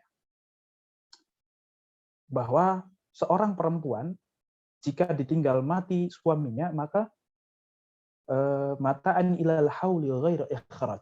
Iddahnya adalah 1 tahun di rumah saja tanpa keluar. Itu di dalam satu ayat. Tetapi di ayat berikutnya, di ayat yang lain nanti yang turunnya belakangan, itu disebutkan bahwasanya iddahnya perempuan yang ditinggal mati suaminya adalah arba'ata ashhurin wa ashra. 4 bulan 10 hari. Nah, sebagian ulama mengatakan, ini semua ulama sepakat bahwasanya orang yang mati, perempuan janda yang menjadi janda karena ditinggal mati suaminya, iddahnya itu 4 bulan 10 hari. Itu ulama sepakat semuanya. Tetapi proses dari satu ayat ini kemudian pindah ke ayat yang berikutnya, ini apa namanya? Ada yang mengatakan ayat yang pertama dihapus hukumnya oleh ayat yang kedua. Ayat yang mengatakan setahun dihapus hukumnya dengan ayat yang mengatakan 4 bulan 10 hari. Nasakh. Tapi ada juga yang mengatakan bukan dihapus itu. Itu ayat yang pertama itu berbicara seorang perempuan kalau suaminya berwasiat kamu nggak boleh nikah lagi sampai setahun. Nah, itu ayat yang pertama berbicara seperti itu. Itu adalah wasiat dari seorang suami buat istrinya, nih saya tinggalin harta, kamu nggak usah kerja, pokoknya selama setahun kamu di rumah aja nggak nikah lagi. Selama setahun. Nih, gitu. Itu adalah sedang menceritakan bahwasanya seorang laki-laki boleh untuk melakukan hal itu. Bukan membicarakan masalah iddah. Nah, kalau iddah itu bicaranya di hadis yang di ayat yang berikutnya tadi. 4 bulan 10 hari itu kalau tidak ada wasiat dari suami, maka hukum yang berlaku adalah hukum asal, yaitu iddah 4 bulan 10 hari. Nah, jadi seolah-olah ini adalah mutlak, ini muqayyad, ini mutlak. Yang ini itu khusus, yang ini itu umum, gitu, kurang lebih seperti itu. Jadi ini bukan tentang dihapus, tetapi tentang bagaimana satu ayat dengan ayat yang lain itu saling berkaitan. Nah, secara hasil sama, tetapi prosesnya mereka berdebat. Ini ulama yang ibaratnya kita anggaplah gitu. Itu saja sudah berbeda pendapat di dalam masalah nasikh mansukh ini. Secara teorinya ya, tetapi secara praktisnya hampir-hampir sama sebenarnya. Oke, nah perbedaan pendapat ini di kalangan pertama, ada yang mengatakan tidak ada nasakh. Ini kata orang-orang Yahudi. Kenapa kok tidak ada nasakh? Karena begini, kalau ada nasakh, berarti Allah itu baru tahu dong. Artinya begini, tadinya hukumnya khamr itu masih dihalalkan di awal-awal. Tiba-tiba diharamkan di akhir-akhir. Loh kenapa kok nggak dari awal? Berarti Allah baru tahu kalau ternyata khamr itu harusnya nggak baik. Kenapa kok dulunya membolehkan, tiba-tiba di dalam satu ayat yang turun di awal-awal itu ayatnya masih membolehkan khamr. Tapi di ayat yang terakhir turun itu mengharamkan. Nah, kalau itu disebut sebagai nasikh mansukh, artinya Allah baru tahu dong bahwasanya khamr itu ternyata buruk, makanya diharamin. Kalau udah tahu dari awal harusnya diharam dari awal. Nah, gitu. Jadi menuduh bahwasanya adanya nasikh mansukh itu merupakan ketidaktahuan Allah yang kemudian baru tahu gitu. Itu namanya bada. Itu namanya bada. Bada itu baru tahu bahwa oh ternyata yang benar ini. Dan Allah muhal untuk seperti itu. Tidak, Allah tidak seperti itu. Tapi bukan berarti juga tidak ada nasikh dan mansukh gitu. Karena memang Allah sudah tahu ini umatnya Nabi Muhammad ini pertama memang dia suka khamr.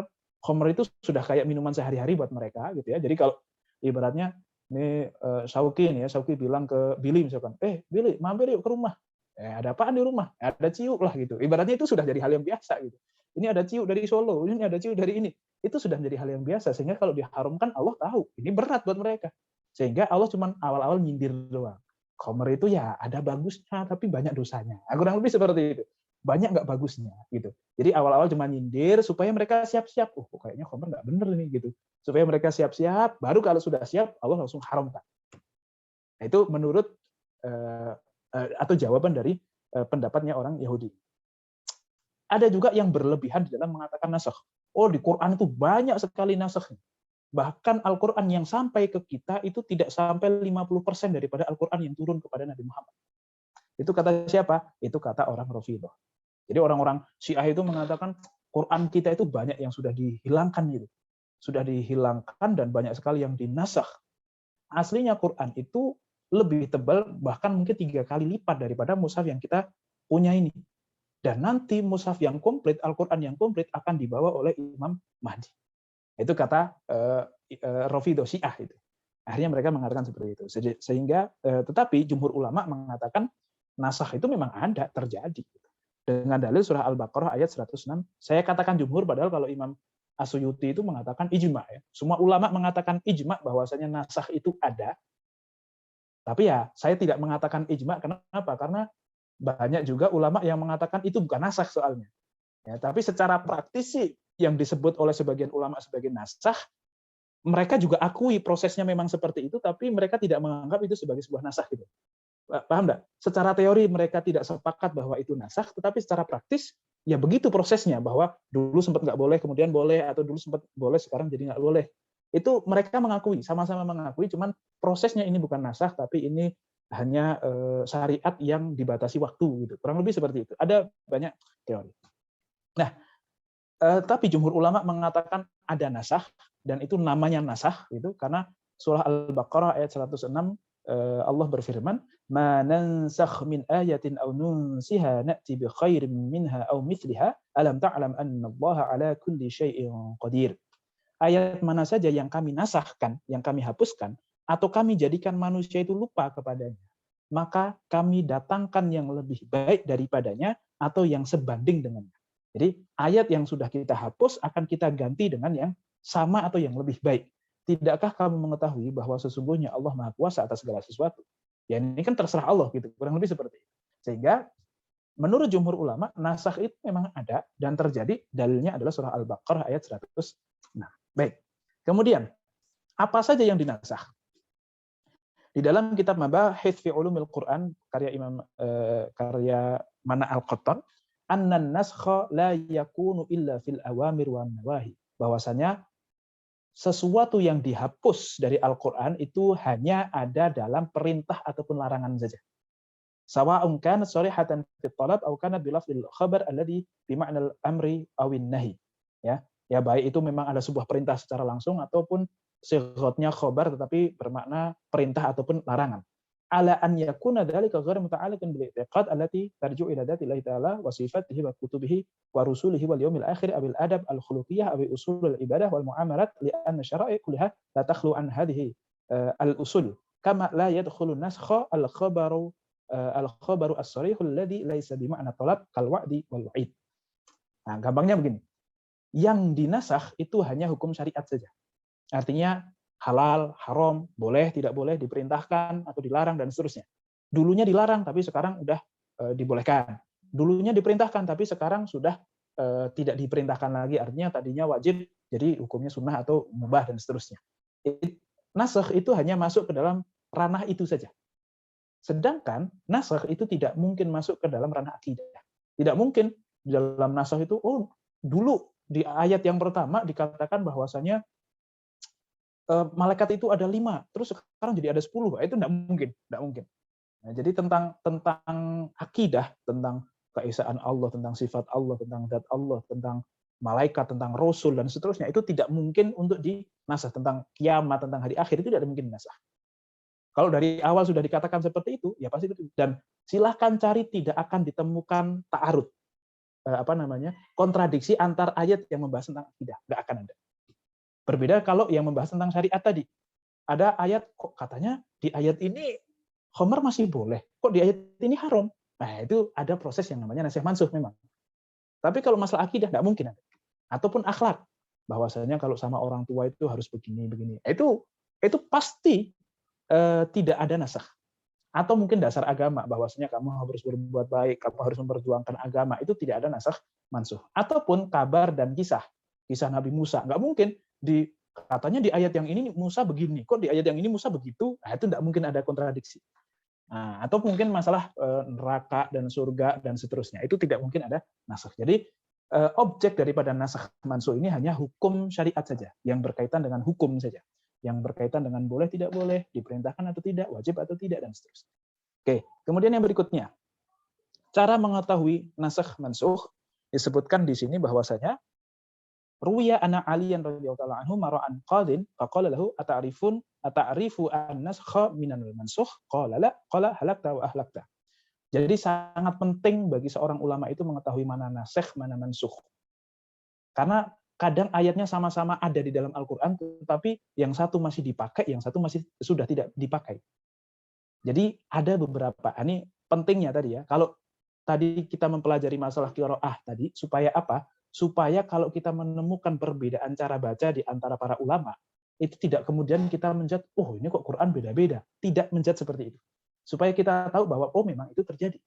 Memang dari sananya seperti itu. Memang Rasulullah memperbolehkan untuk Al-Quran ini dibaca dengan berbagai cara. Al-Qurannya sama, tapi cara bacanya saja yang berbeda. Itu faidah atau tujuan daripada kita mengetahui tentang qiraat. Nah, kalau nasikh mansukh ini supaya apa? Supaya kita tidak salah di dalam menghukum.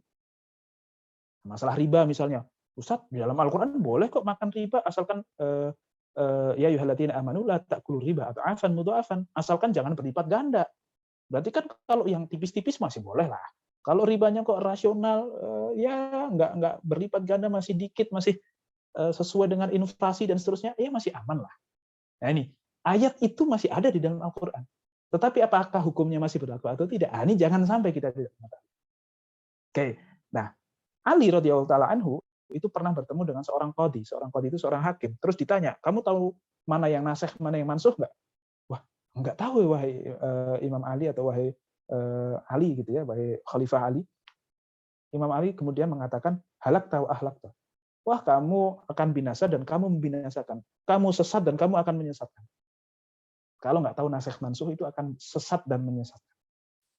Kemudian yang berikutnya, Ibnu Abbas mengatakan, mentafsiri surah wa may yu'tal hikmata faqad utiya khairan katsira.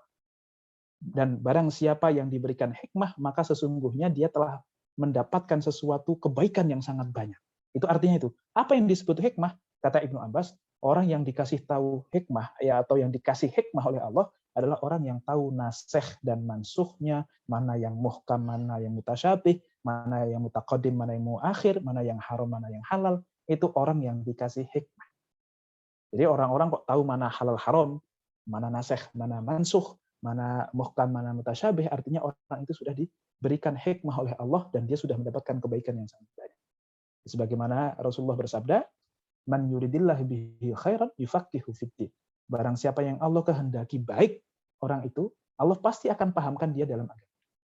Ya meskipun pahamnya itu enggak yang 100% banget ya. Ya kayak teman-teman kita itu kan ya tahulah agama gitu ya, cuman kan yang enggak banyak-banyak amat. Lebih banyak yang enggak tahu memang. Tapi minimal kita sudah ada kesadaran bahwa kita butuh belajar. Nah, itu insya Allah semoga ini saya berdoa dan semoga benar gitu ya. Kita termasuk orang-orang yang dikehendaki baik oleh Allah karena kita mau belajar agama. Semoga ya, semoga kita masuk ke dalam kategori hadis tersebut. Meskipun ya nggak pinter-pinter amat kita gitu. Tapi saya sangat berharap. Kemudian itu adalah kepentingan atau betapa pentingnya mengetahui mana nasikh, mana mansukh. Dan Imam Ahmad bin Hanbal itu beliau sangat memuji dan sangat berterima kasih ketika bertemu dengan Imam Syafi'i. Kenapa? Karena begini, Imam Ahmad bin Hanbal tentu hafal Al-Quran. Dan beliau hafal 1 juta hadis. Karena memang sebelum bertemu dengan Imam Syafi'i, beliau adalah pemburu hadis. Jadi kemana-mana carinya hadis, terus nyari hadis. Sampai hafal 1 juta hadis. Sebagaimana kita sudah sering pelajari kan. Imam Ahmad hafal 1 juta hadis. Tapi beliau hanya hafal saja. Sampai bertemu dengan Imam Syafi'i dan beliau berkata, wah beruntung sekali saya bertemu dengan Imam Syafi'i. Saya membawa segudang ilmu, yaitu hadis, tapi saya tidak punya kunci. Saya tidak punya kunci untuk mengakses ilmu-ilmu tersebut. Sampai bertemu dengan Imam Syafi'i, akhirnya beliaulah mengajarkan kepada saya mana nasikhnya, mana mansukh. Bahwa ada 2 hadis yang mungkin bertentangan. Saya juga bingung dulu kenapa, tapi ya karena sama-sama hadis, saya terima saja. Tapi bingung menyimpulkan 2 hadis ini bagaimana kok bertentangan. Akhirnya sama Imam Syafi'i diajarin, oh ini nasikh, ini mansukh, ini yang menghapus, ini yang terhapus. Atau mungkin ini mutlak, ini muqayyad, oh ini am, ini khas, oh ini mubayyan, ini mujmal. Dan seterusnya. Wah, saya baru tahu itu setelah bertemu dengan Imam Syafi'i. Dan setelah bertemu dengan Imam Syafi'i kan beliau menjadi ulama fikih. Karena usul fikihnya atau alat untuk berijtihadnya itu sudah ia ketahui dari Imam Syafi'i. Sehingga bahan yang selama ini dia kumpulkan sangat banyak, akhirnya beliau bisa olah jadi mazhab Hambali. Nah, ini jadi pentingnya mengetahui mana nasikh, mana mansukh, dan juga ilmu-ilmu yang lain. Makanya nasikh mansukh itu sebenarnya sangat erat kaitannya dengan mutlak, muqayyad, am, khos. Artinya ada perintah yang dia itu umum, ada perintah yang dia itu khusus. Contohnya begini. Hurrimat alaikumul maitah. Diharamkan atasmu bangkai-bangkai. Ini kan umum nih, semua bangkai berarti haram. Pertanyaannya, emang semua bangkai haram? Semua bangkai haram nggak? Atau ada bangkai yang halal? Ada bangkai yang halal. Apa? Bangkai hewan air, ikan, apalagi kepiting, gitu ya. Kita kan nggak pernah lihat ada kepiting kok disembelih. Pertanyaannya kalau nyembelih kepiting, lehernya di mana juga kan bingung juga gitu. Makanya kalau kita makan kepiting, sebenarnya kita makan bangkai. Cuman menurut jumhur ulama, kepiting adalah bangkai hewan air. Meskipun kata mazhab Syafi'i, kepiting itu adalah hewan dua alam. Dia di air bisa, di darat juga bisa. Makanya dia masukkan ke kategori memakan bangkai kepiting adalah memakan bangkai yang haram. Sehingga menurut mazhab Syafi'i itu bangkai itu kepiting itu haram. Karena kita pasti makan bangkai dan bangkainya termasuk kategori bangkai yang haram. Nah, jadi teman-teman kalau bermadhab Syafi'i nggak boleh makan kepiting. Nah, kalau Ustadz gimana? Kalau saya sih biasanya tergantung ya. Kalau di traktir ya pakai mazhab jumhur ulama. Tapi kalau suruh traktir ya udahlah, kepiting itu haram, dengan lele aja gimana gitu supaya lebih murah. Ya enggak seperti itu. Tapi intinya memang ulama berbeda pendapat. Nah, artinya di dalam ayat tersebut umum masih semua bangkai haram. Tetapi kecuali, ya ada pengecualian di dalam hadis, kecuali dua hal, yaitu bangkai hewan laut atau hewan air, dan juga bangkai jarot. Jarot itu siapa? Wakilnya Ahok. Bukan. Jarot itu belalang. Bangkai belalang itu halal hukumnya. Gitu. Jadi dua bangkai ini dikhususkan dari sesuatu yang umum. Kaidah umumnya semua bangkai haram, tapi kaidah khususnya bangkai ikan dan bangkai belalang itu halal. Itu umum dan khusus. Nanti ada mutlak dan muqayyad dan seterusnya. Dan ini sangat penting untuk kita ketahui. Nah, cara mengetahui nasikh mansukh itu bagaimana? Pertama, bisa jadi dengan cara pemberitahuan langsung dari Rasulullah SAW secara tegas. Contohnya, kuntu nahaitukum an ziyaratil qubur ala fazuruha. Dulu aku melarang kalian untuk berziarah kubur, sekarang berziarahlah. Walaupun ini hadis ya. Karena memang di dalam nasikh mansukh itu ada Quran juga berlaku, di dalam hadis juga berlaku. Dulu saya melarang kalian untuk berziarah kubur, tapi sekarang ziarahlah. Nah, ini kan ada secara tegas Rasul mengatakan dulu begini, sekarang begitu. Ini salah satunya. Atau mungkin yang berikutnya, contoh surah Al-Anfal ayat 65. Ini pemberitahuan secara tegas, bukan dari Rasulullah, tapi dari Allah langsung kalau ini. Ya ayuhan nabi haridil mu'minina 'alal qital iyyakum minkum 20 sabiruna yaghlibu mi'atain. Jadi zaman dulu kalau kalian perang, kalian kok ber-20 kemudian berhadapan dengan 200 orang, berarti kan 20 lawan 200 itu kan 1:10. Itu hajar, nggak boleh pulang, nggak boleh balik arah. Karena 10 orang Islam itu setara dengan 200 atau 20 orang Islam setara dengan 200 orang kafir. Jadi 1 lawan 10. Wa iyyakum minkum mi'atun yaghlibu alfan minal ladzina kafaru bi annahum qaumun la yafqahun. Dan kalau kalian itu kok ber-100, maka kalian bisa mengalahkan 1000. Artinya kan lari dari peperangan itu dosa besar. Kecuali jika memang tidak imbang. Kita 1, mereka 2000. Nah, itu enggak imbang. Cabut aja mending daripada maju mati gitu kan. Tetapi kalau kalian itu kok ber-10 dan ketemu lawan kok 100, itu enggak boleh cabut. Harus maju. Kalau kalian ber-100 kok lawan 1000, harus maju. Tapi kalau lebih dari itu, kalian 100 kok mereka ber-2000, itu boleh pulang. Boleh untuk mundur dulu untuk cari strategi supaya kita bisa mengalahkan mereka gitu. Kurang lebih seperti itu. Tapi di ayat berikutnya, al-ana khaffafallahu ankum. Nah, sekarang udah diringankan lah. Kalau dulu kan kalau ada 1:10, kalian nggak boleh lari. Kalau sekarang wa alima anna fiikum dha'fa. Allah sudah tahu di antara kalian itu banyak yang imannya lemah. Fa iyyakum minkum mi'atun sabiratun yaghlibu mi'atain. Nah, sekarang kalau kalian itu kok ber-100, maka kalian akan bisa mengalahkan 200. Artinya kalian boleh lari kalau jumlah kalian itu kok lebih dari 1:2. Kalau tadi kan 1:10, yang benar aja 1:10. Mungkin kelasnya Abu Bakar, Umar, Utsman, Ali, ya bisa, imannya kuat.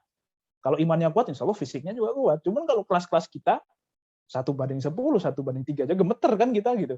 Nah, kurang lebih seperti itu. Jadi kalau masih 1:2, kalian harus tetap maju. Tapi kalau lebih dari itu, kalian sudah boleh untuk pulang, untuk balik arah. Wa iyyakum minkum alfun yaghlibu alfaini biidznillah wallahu ma'as sabirin. Kalau kalian itu kok berseribu, maka kalian akan bisa mengalahkan 2.000 kalau kalian sabar. Ya tentu berat ya, 1 lawan 2 itu berat, tetapi wallahu ma'as sabirin. Itu janji Allah. Gitu. Jadi ini salah satu bentuk awalnya disuruh 1:1000 harus maju, 1:10, mohon maaf, harus maju, sekarang 1:2 saja. Ini nasikh dan mansukh.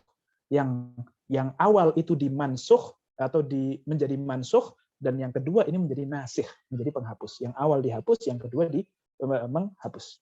Atau yang kedua, karena adanya ijma, kesepakatan para ulama bahwa ayat ini sudah dihapus.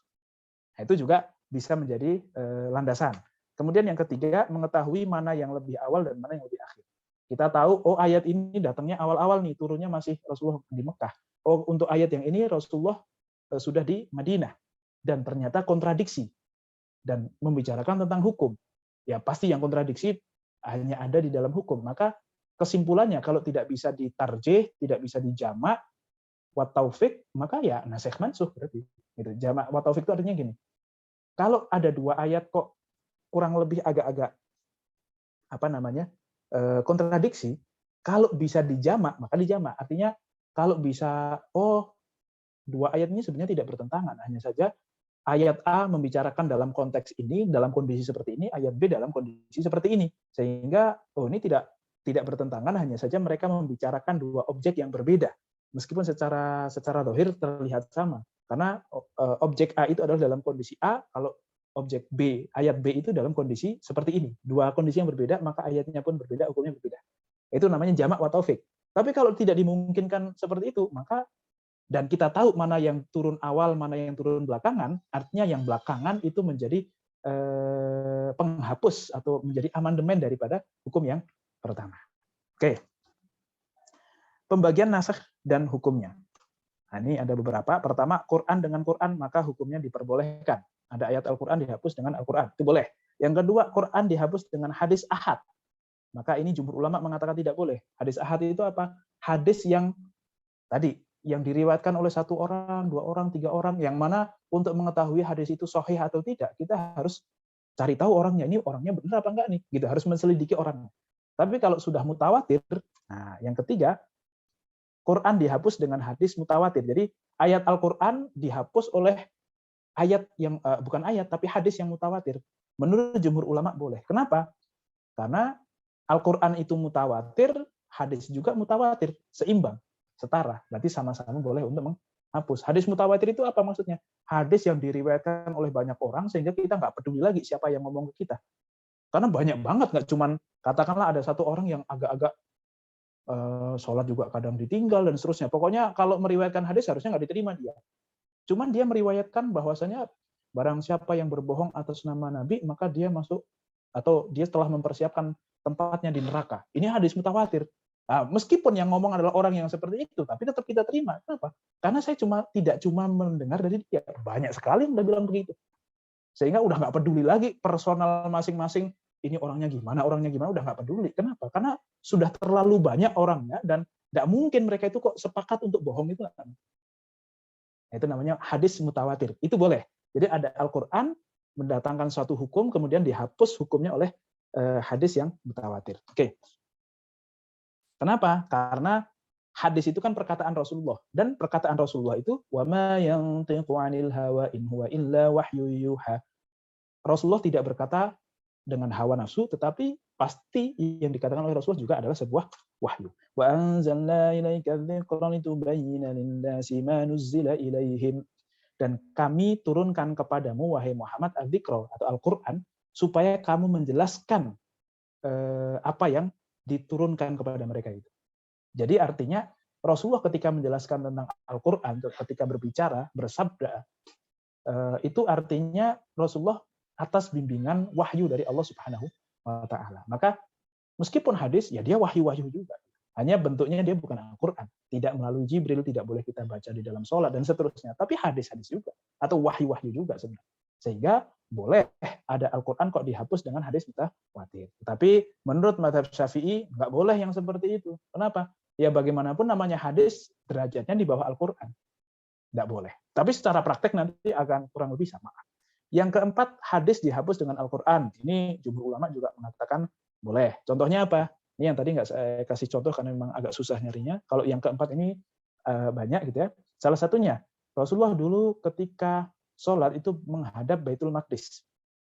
Dan itu syariat itu kita temukan hanya di dalam hadis saja. Jadi Rasulullah itu kalau pas di Mekah, menghadap ke Mekah juga, ke Ka'bah juga, dan menghadap ke Baitul Maqdis. Jadi menghadapnya ke utara.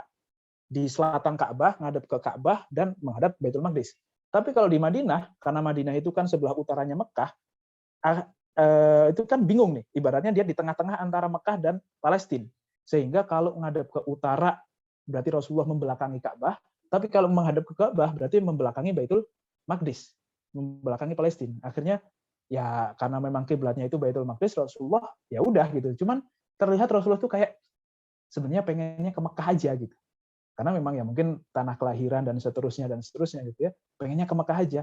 Nah, akhirnya turunlah ayat Al-Qur'an, fawalli wajhaka syatral Masjidil Haram. Ya sudah kalau kayak gitu kamu sholatnya ngadep Masjidil Haram aja. Ngadep Mekah aja, ngadep Ka'bah saja. Nah, ini syariat yang dulunya ngadep ke Baitul Maqdis pindah ke Ka'bah, kiblatnya. Dan ini kan terjadi juga di beberapa sahabat yang disebut sebagai Masjid Kiblatain. Ini nggak tahu nih pembawa hadisnya kok ya ada-ada aja gitu. Jadi ada satu masjid di mana mereka sedang sholat subuh.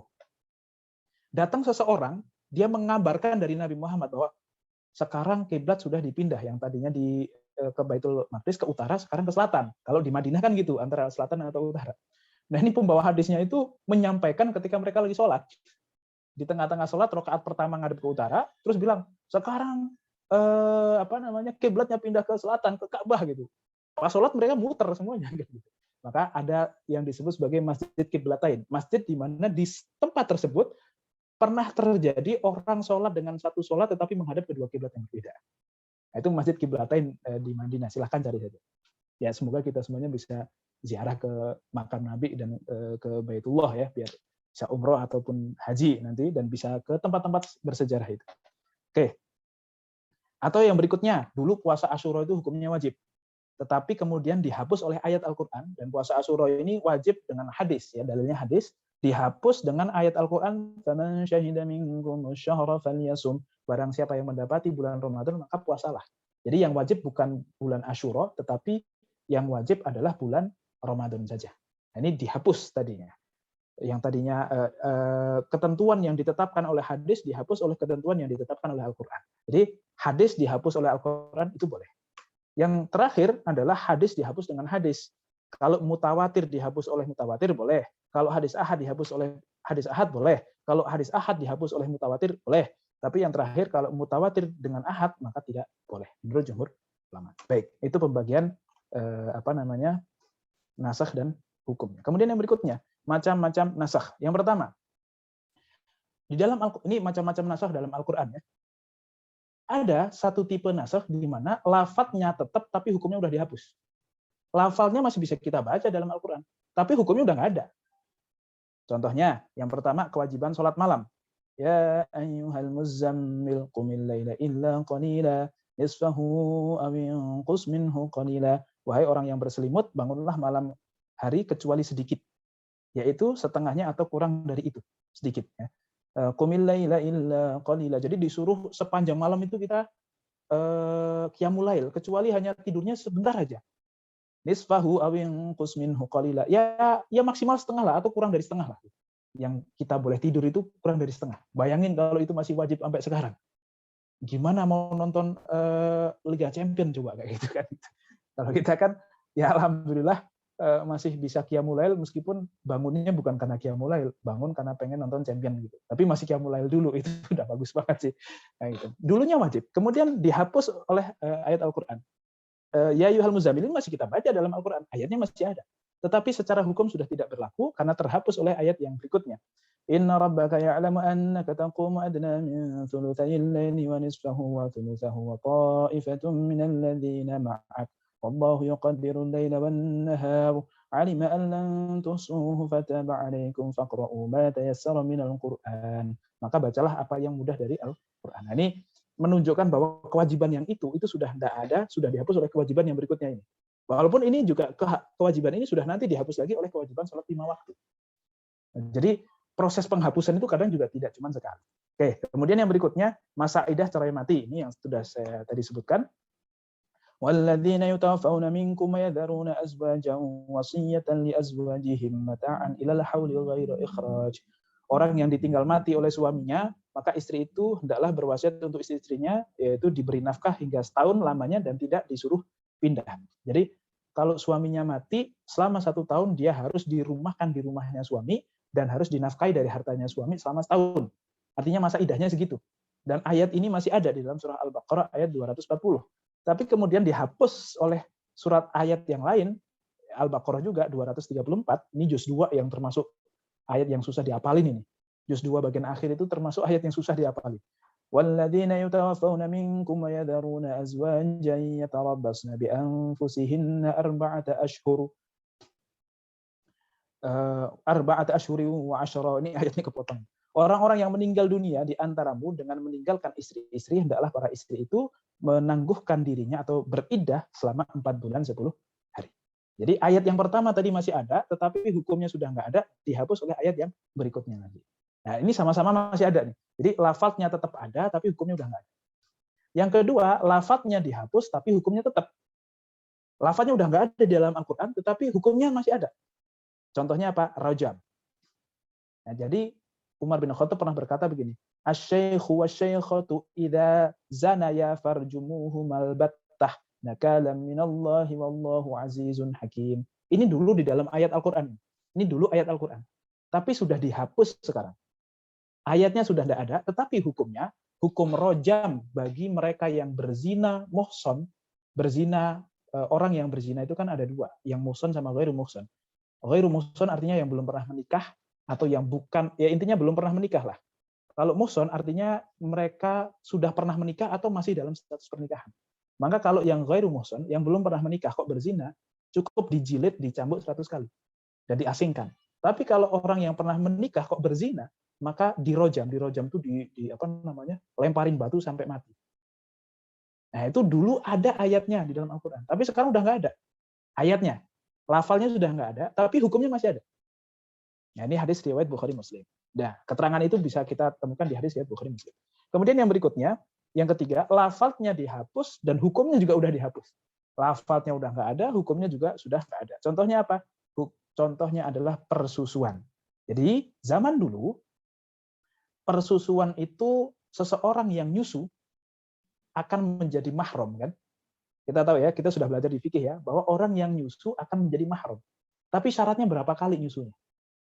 Syaratnya 5 kali persusuan. Kalau sekarang 5 kali persusuan. Tapi zaman dulu sebelum 5 kali ini 10 kali persusuan. Jadi tidak mentang-mentang bayi nyusu sama seseorang yang bukan ibunya kemudian tiba-tiba jadi mahram. Enggak.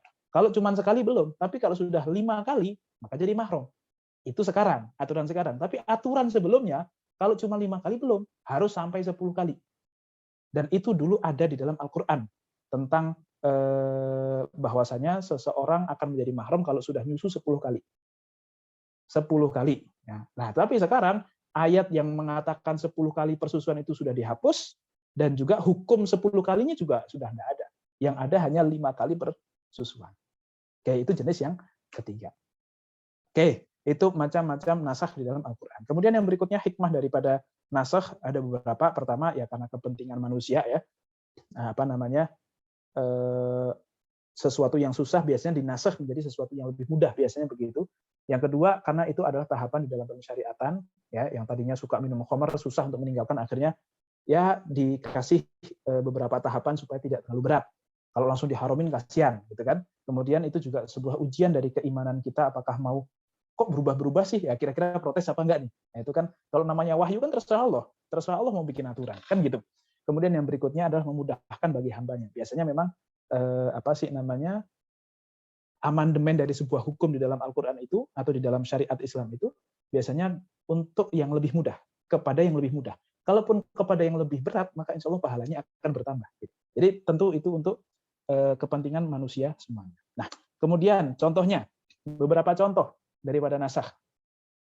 Contohnya adalah nasakh riba. Ini tentu contoh daripada ayatnya masih ada tapi hukumnya sudah nggak ada. Ayat yang pertama kali turun untuk masalah riba adalah surah Ar-Rum ayat 39.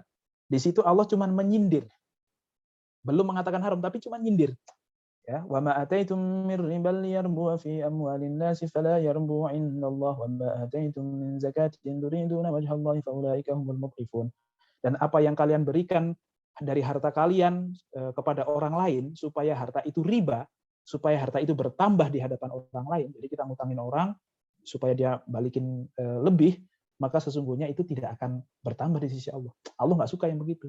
Tapi kalau kalian ngasih zakat, nah itulah yang akan dilipat gandakan sama Allah. Nah gitu, kurang lebih seperti itu. Allah cuma menyindir saja, membandingkan antara zakat yang Allah sukai dengan riba yang Allah tidak sukai. Udah gitu aja. Tapi belum diharamkan. Nah, kemudian turun ayat yang berikutnya, surah An-Nisa. Nyindir lagi, tapi lebih keras lagi. Intinya begini, فَبِظُلْمٍ مِّنَ الَّذِينَ هَادُوا حَرَّمْنَا عَلَيْهِمْ طَيِّبَاتٍ وَحِلَّتْ لَهُمْ بِصَدِّهِمْ عَنْ سَبِيلِ اللَّهِ كَثِيرًا. Salah satu bentuk kedzaliman orang Yahudi yang membuat Allah itu menghukum mereka dengan mengharamkan yang tadinya halal, itu karena mereka itu suka makan riba. Artinya gitu. Sebuah kedzaliman yang dilakukan orang Yahudi adalah mereka tetap makan riba padahal sudah diharamkan buat mereka. Tapi Allah tidak mengatakan riba itu haram, maka jangan kalian lakukan sebagaimana orang Yahudi masih makan riba setelah diharamkan. Enggak. Allah cuma mengatakan Allah nggak suka orang Yahudi. Kenapa? Karena mereka makan riba. Nah, ini kan orang-orang Islam yang makan riba kan jadi mikir, waduh, saya masih makan riba, jadi kayak orang Yahudi dong, nggak disukai dong sama Allah. Akan kurang lebih seperti itu. Jadi sudah ada tahapan secara psikologis juga mungkin persiapan, wah ini kayaknya riba bakal diharam, ini saya harus siap-siap dan seterusnya. Ya karena Abbas, pamannya Rasulullah, itu orang yang kaya gara-gara riba.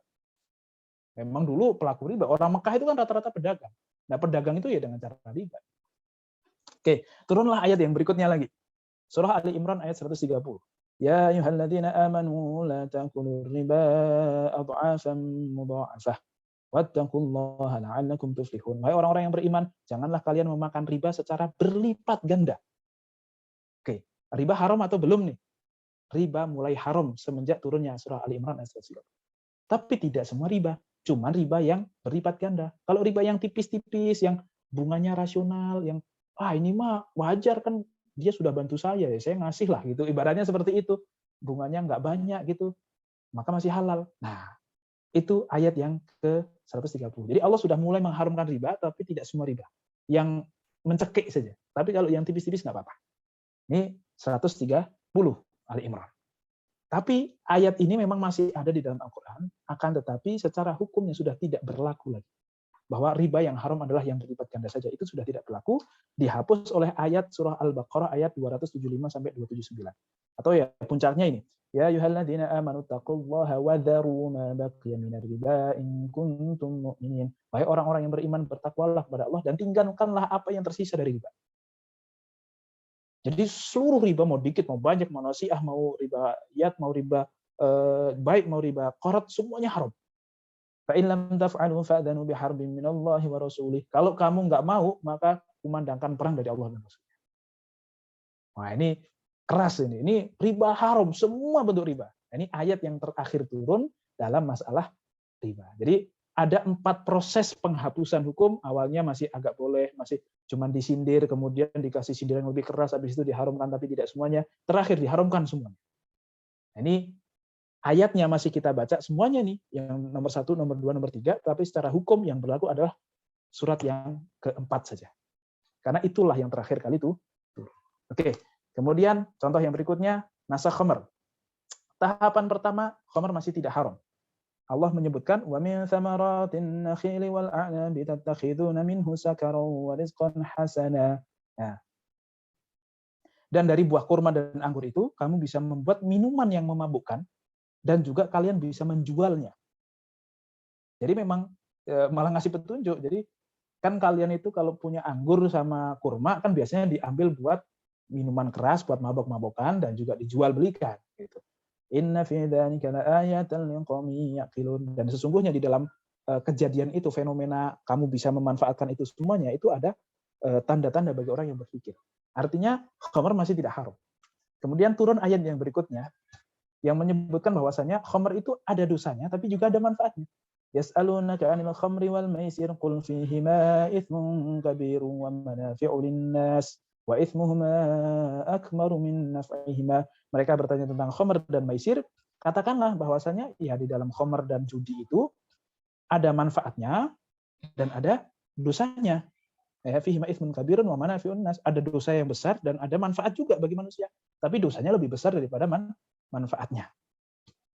Nah ini, jadi proses kedua adalah Allah cuma menjelaskan, iya banyak madorotnya lah, gitu kurang lebih. Tapi belum diharamkan. Sampai tahapan yang ketiga, khamr tidak haram, hanya saja dilarang minum saat waktu sholat. Ya ayyuhalladzina amanu la taqrabus sholata wa antum sukara hatta ta'lamu ma taqulun. Wahai orang-orang yang beriman, janganlah kalian dekati sholat sedangkan kalian mabuk. Jadi kalau mau mabuk jangan pas mau sholat. Artinya kalau sudah jam 11 siang itu pastikan kamu sudah nggak mabuk lagi. Jadi kalau mabuk habis subuh aja sampai mungkin jam 11 udah sadar lagi gitu. Nah itu gitu. Asbabun nuzulnya karena Ali lagi mabuk pada saat itu, setelah mabuk ngimamin sholat, entah maghrib entah isya gitu, baca qul ya ayyuhal kafirun nggak beres-beres gitu. Muter aja kan namanya mabuk kan gitu ya. Ada yang sebut itu sahabat Ali, ada juga yang menyebutkan itu sahabat yang lain. Tapi intinya ada orang yang mabok ngimamin sholat, baca Al-Quran, Al-Kafirun, gak beres-beres, kebalik-balik. Kacau balau. Akhirnya turunlah ayat ini. Kalau mau sholat jangan mabok. Karena apa? Kacau pasti. Oke, ini pembatasan tetapi tidak langsung haram. Nah, tahapan yang keempat, khamr haram secara total. Jadi ini asbabun nuzulnya juga ada. Umar bin Khattab itu diledekin sama orang-orang Yahudi. Dan Umar bin Khattab nggak terima. Karena begini, orang Yahudi itu bilang gini, masa agama Islam katanya agama samawi, kok masih boleh mabok? Namanya agama samawi itu nggak boleh mabok. Itu kata orang Yahudi. Jadi Yahudi pun khamr haram hukumnya. Gitu. Yang namanya agama samawi itu nggak boleh mabok dari dulu. Gitu. Ini kok kamu katanya agama samawi, masa boleh mabok? Kan mabok itu perbuatan yang jelek. Kurang lebih seperti itu. Akhirnya Umar itu merasa, iya ya, kok bener kayaknya mabok ini. Terus nanya ke Rasulullah, wahai Rasulullah, sebenarnya mabok itu boleh nggak sih? Gitu. Nah, akhirnya Rasulullah SAW mendapatkan jawaban langsung dari wahyu dan ayat Al-Quran, ya ayyuhalladzina amanu innamal khamru wal maisir wal ansabu wal azlamu rijsun min amali syaitan. Wahai orang-orang yang beriman, sesungguhnya khamr, maisir, judi, wal ansab, wal azlam, dan menyembah berhala dan seterusnya, ngadu nasib dan seterusnya, itu adalah perbuatan yang rijsun, najis, min amali syaitan fajtanibuh. Itu perbuatan yang jelek sekali, tinggalkanlah hal tersebut. La'allakum tuflihun, supaya kalian itu tuflihun, supaya kalian beruntung. Nah ini tahapan keempat. Oh berarti haram ya Rasulullah sekarang. Sekarang haram, dan semua orang Madinah pada saat itu membuang khamrnya keluar rumah, dibuang semuanya, bahkan dikatakan sampai Madinah pada saat itu menjadi tergenang oleh khamr yang mereka buang. Saking semua orangnya punya khamr di situ. Karena emang orang Arab itu sama Arab dan arak itu nggak bisa dipisahin. Jadi kalau kita mungkin ada orang datang ke kita disuguhinya kopi, kalau mereka disuguhinya khamr, ya memang harus ada khamr itu, harus punya simpenan. Nah itu Arab zaman dulu lah, sebelum kemudian diharamkan secara total. Nah itu. Oke, itu adalah tentang nasakh dan mansukh. Baik, ini sudah jam berapa? Sudah jam 6. Saya kira kita cukupkan sampai di sini ya. Takutnya nanti karena saya ada ngaji juga sebenarnya, ini maghrib tempatnya agak lumayan jauh, jadi harus agak siap-siap juga. Tapi sebelum itu silahkan jika ada yang ingin ditanyakan tentang nasakh dan mansukh ini. Baik. Allahu a'lam bishawab. Silakan, apakah ada dari teman-teman yang ingin ditanyakan?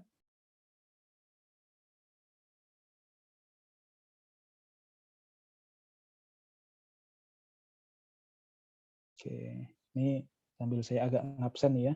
Nabila T. Husna, ini sepertinya baru juga nih. Bagus Tri HW, kayaknya juga baru. Kesa Kamelia juga sepertinya baru. Hana juga kayaknya baru. Maya Masito itu juga kayaknya baru. Khadijah Az-Zahir itu baru enggak ya? Rima, kemudian Azhar Pratama, Fiqoh Soraya, Ambar, Ukasha, banyak yang baru berarti ya. Yang lama saya yang lihat itu Syauki, Billy, Alika, Konita, Khairunisa Zahra. Oke. Baik, apakah ada pertanyaan dari teman-teman mungkin? Atau pusing karena ini melihat apa ini gitu ya? Dan ini Bingung memang nanya apa, Ustaz? jarang. Ayo silakan, enggak Konita.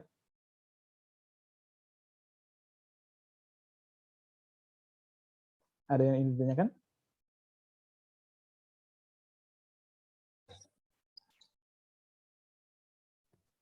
Ustaz, apaan Ustaz? Tapi di luar Nasihul Manusia apa boleh ya Ustaz? Gimana? Di Boleh, luar boleh. Nasihul Manusia. Iya. Izin bertanya Ustaz mengenai sebentar apaan? Penamaan surat. Itu kan taufiqi ya Ustaz ya? Itu Tauqifi. iya, Bukan taufiki, tauqifi. Apaan?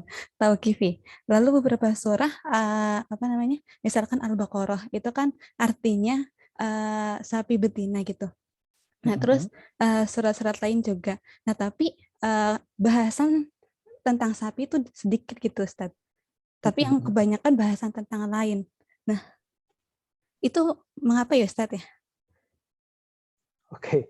Ya, jawabannya sebenarnya kembali kepada satu alasan tadi yang sudah disebutkan, bahwasanya penamaan surat itu kan tauqifi. Tauqifi itu artinya kita berhenti untuk cari tahu kenapa. Ya udah begitu aja gitu. Kenapa sholat duhur kok dinamai sholat duhur ya? Kenapa sholat subuh kok dinamai subuh? Katakanlah begitu ya. Nah, banyak penamaan yang seperti itu karena memang tauqifi, maka sebenarnya tidak ada, kita tidak mengetahui alasan pastinya kenapa begitu. Hanya saja mungkin salah satunya karena nama satu surat itu biasanya tidak hanya satu, banyak sekali. Karena Al-Baqarah pembahasan tentang sapi adalah pembahasan yang unik yang hanya ada di situ. Kalau pembahasan tentang Yahudi di tempat lain juga ada. Pembahasan tentang Nabi Musa misalnya di tempat lain juga ada. Pembahasan tentang syariat tolak di tempat lain juga ada, bahkan ada surat tolak sendiri. Pembahasan tentang syirik banyak. Pembahasan tentang fikihnya mungkin di beberapa tempat. Tetapi pembahasan tentang sapi ini kayaknya tidak ada kecuali hanya di Al-Baqarah. Maka sesuatu yang unik biasanya itulah menjadi identitas daripada surat tersebut. Nah, jadi mungkin itu salah satu kalau ditanya kenapanya gitu ya. Tapi Allahu alam secara pastinya apa? Karena memang tadi sudah disebutkan bahwasanya penamaan surat itu tauqifi. Tauqifi artinya ya sudah dari sononya begitu ya. Meskipun ini tidak semua ulama sepakat juga bahwa penamaan surat itu tauqifi, karena ada beberapa surat yang memang ya mungkin ada sebagian nama yang itu dari Rasul, tapi ada sebagian nama yang diberikan disematkan oleh para sahabat gitu. Karena seperti surat An-Naba itu kan juga disebut sebagai surat Amma. Surah At-Taubah itu juga disebut sebagai surah Baro'ah. Kenapa kok disebut Baro'ah? Karena awal ayatnya Baro'ah. Kenapa kok disebut juga sebagai surat Amma? Karena awalnya Amma yatasaalun, Amma. Kenapa kok juz 30 disebut sebagai juz Amma? Karena juz yang diawali dengan Amma gitu. Amma yatasaalun kan? Gitu. Jadi padahal awalnya mungkin bismillah dulu, tapi kenapa Amma? Ya karena itulah yang unik. Amma yatasaalun mungkin tidak ditemui di surat yang lain, sehingga itulah yang menjadi identitas daripada suatu surat itu. Sehingga yang namanya identitas itu kan lebih mudah untuk dikenali. Kalau kita sebut surat Yahud, Al-Yahud, karena di situ banyak, atau surat Munafikun karena banyak menceritakan tentang munafik, di tempat lain juga diceritakan. Bahkan ada surat sendiri namanya Munafikun. Nah, mungkin itu. Allahu a'lam bishawab. Baik, Ustaz, syukran. Jazakallah khair. Baik, ada lagi? Saya kira cukup ya. Tidak ada lagi yang bertanya. Kalau mungkin mau bertanya, bisa kita sambung di pertemuan berikutnya. Allahu a'lam bishawab. Terima kasih atas perhatiannya. Saya kembalikan ke AA Ujang. Ini kayaknya orang Sunda. Silahkan. Baik Ustadz, jazakumullah khair atas ilmunya. Semoga kita semua dapat mendapatkan ilmunya dan juga bisa mendapat hikmah dalam kehidupan kita sehari-hari. Baik, langsung saja kita sempurnakan dengan doa penutup forum. Subhanakallahumma wabihamdika asyhadu an la ilaha illa anta astaghfiruka wa atubu ilaik. Sampai jumpa di pertemuan berikutnya. Saya akhiri. Wassalamualaikum warahmatullahi wabarakatuh. Waalaikumsalam warahmatullahi wabarakatuh. Waalaikumsalam.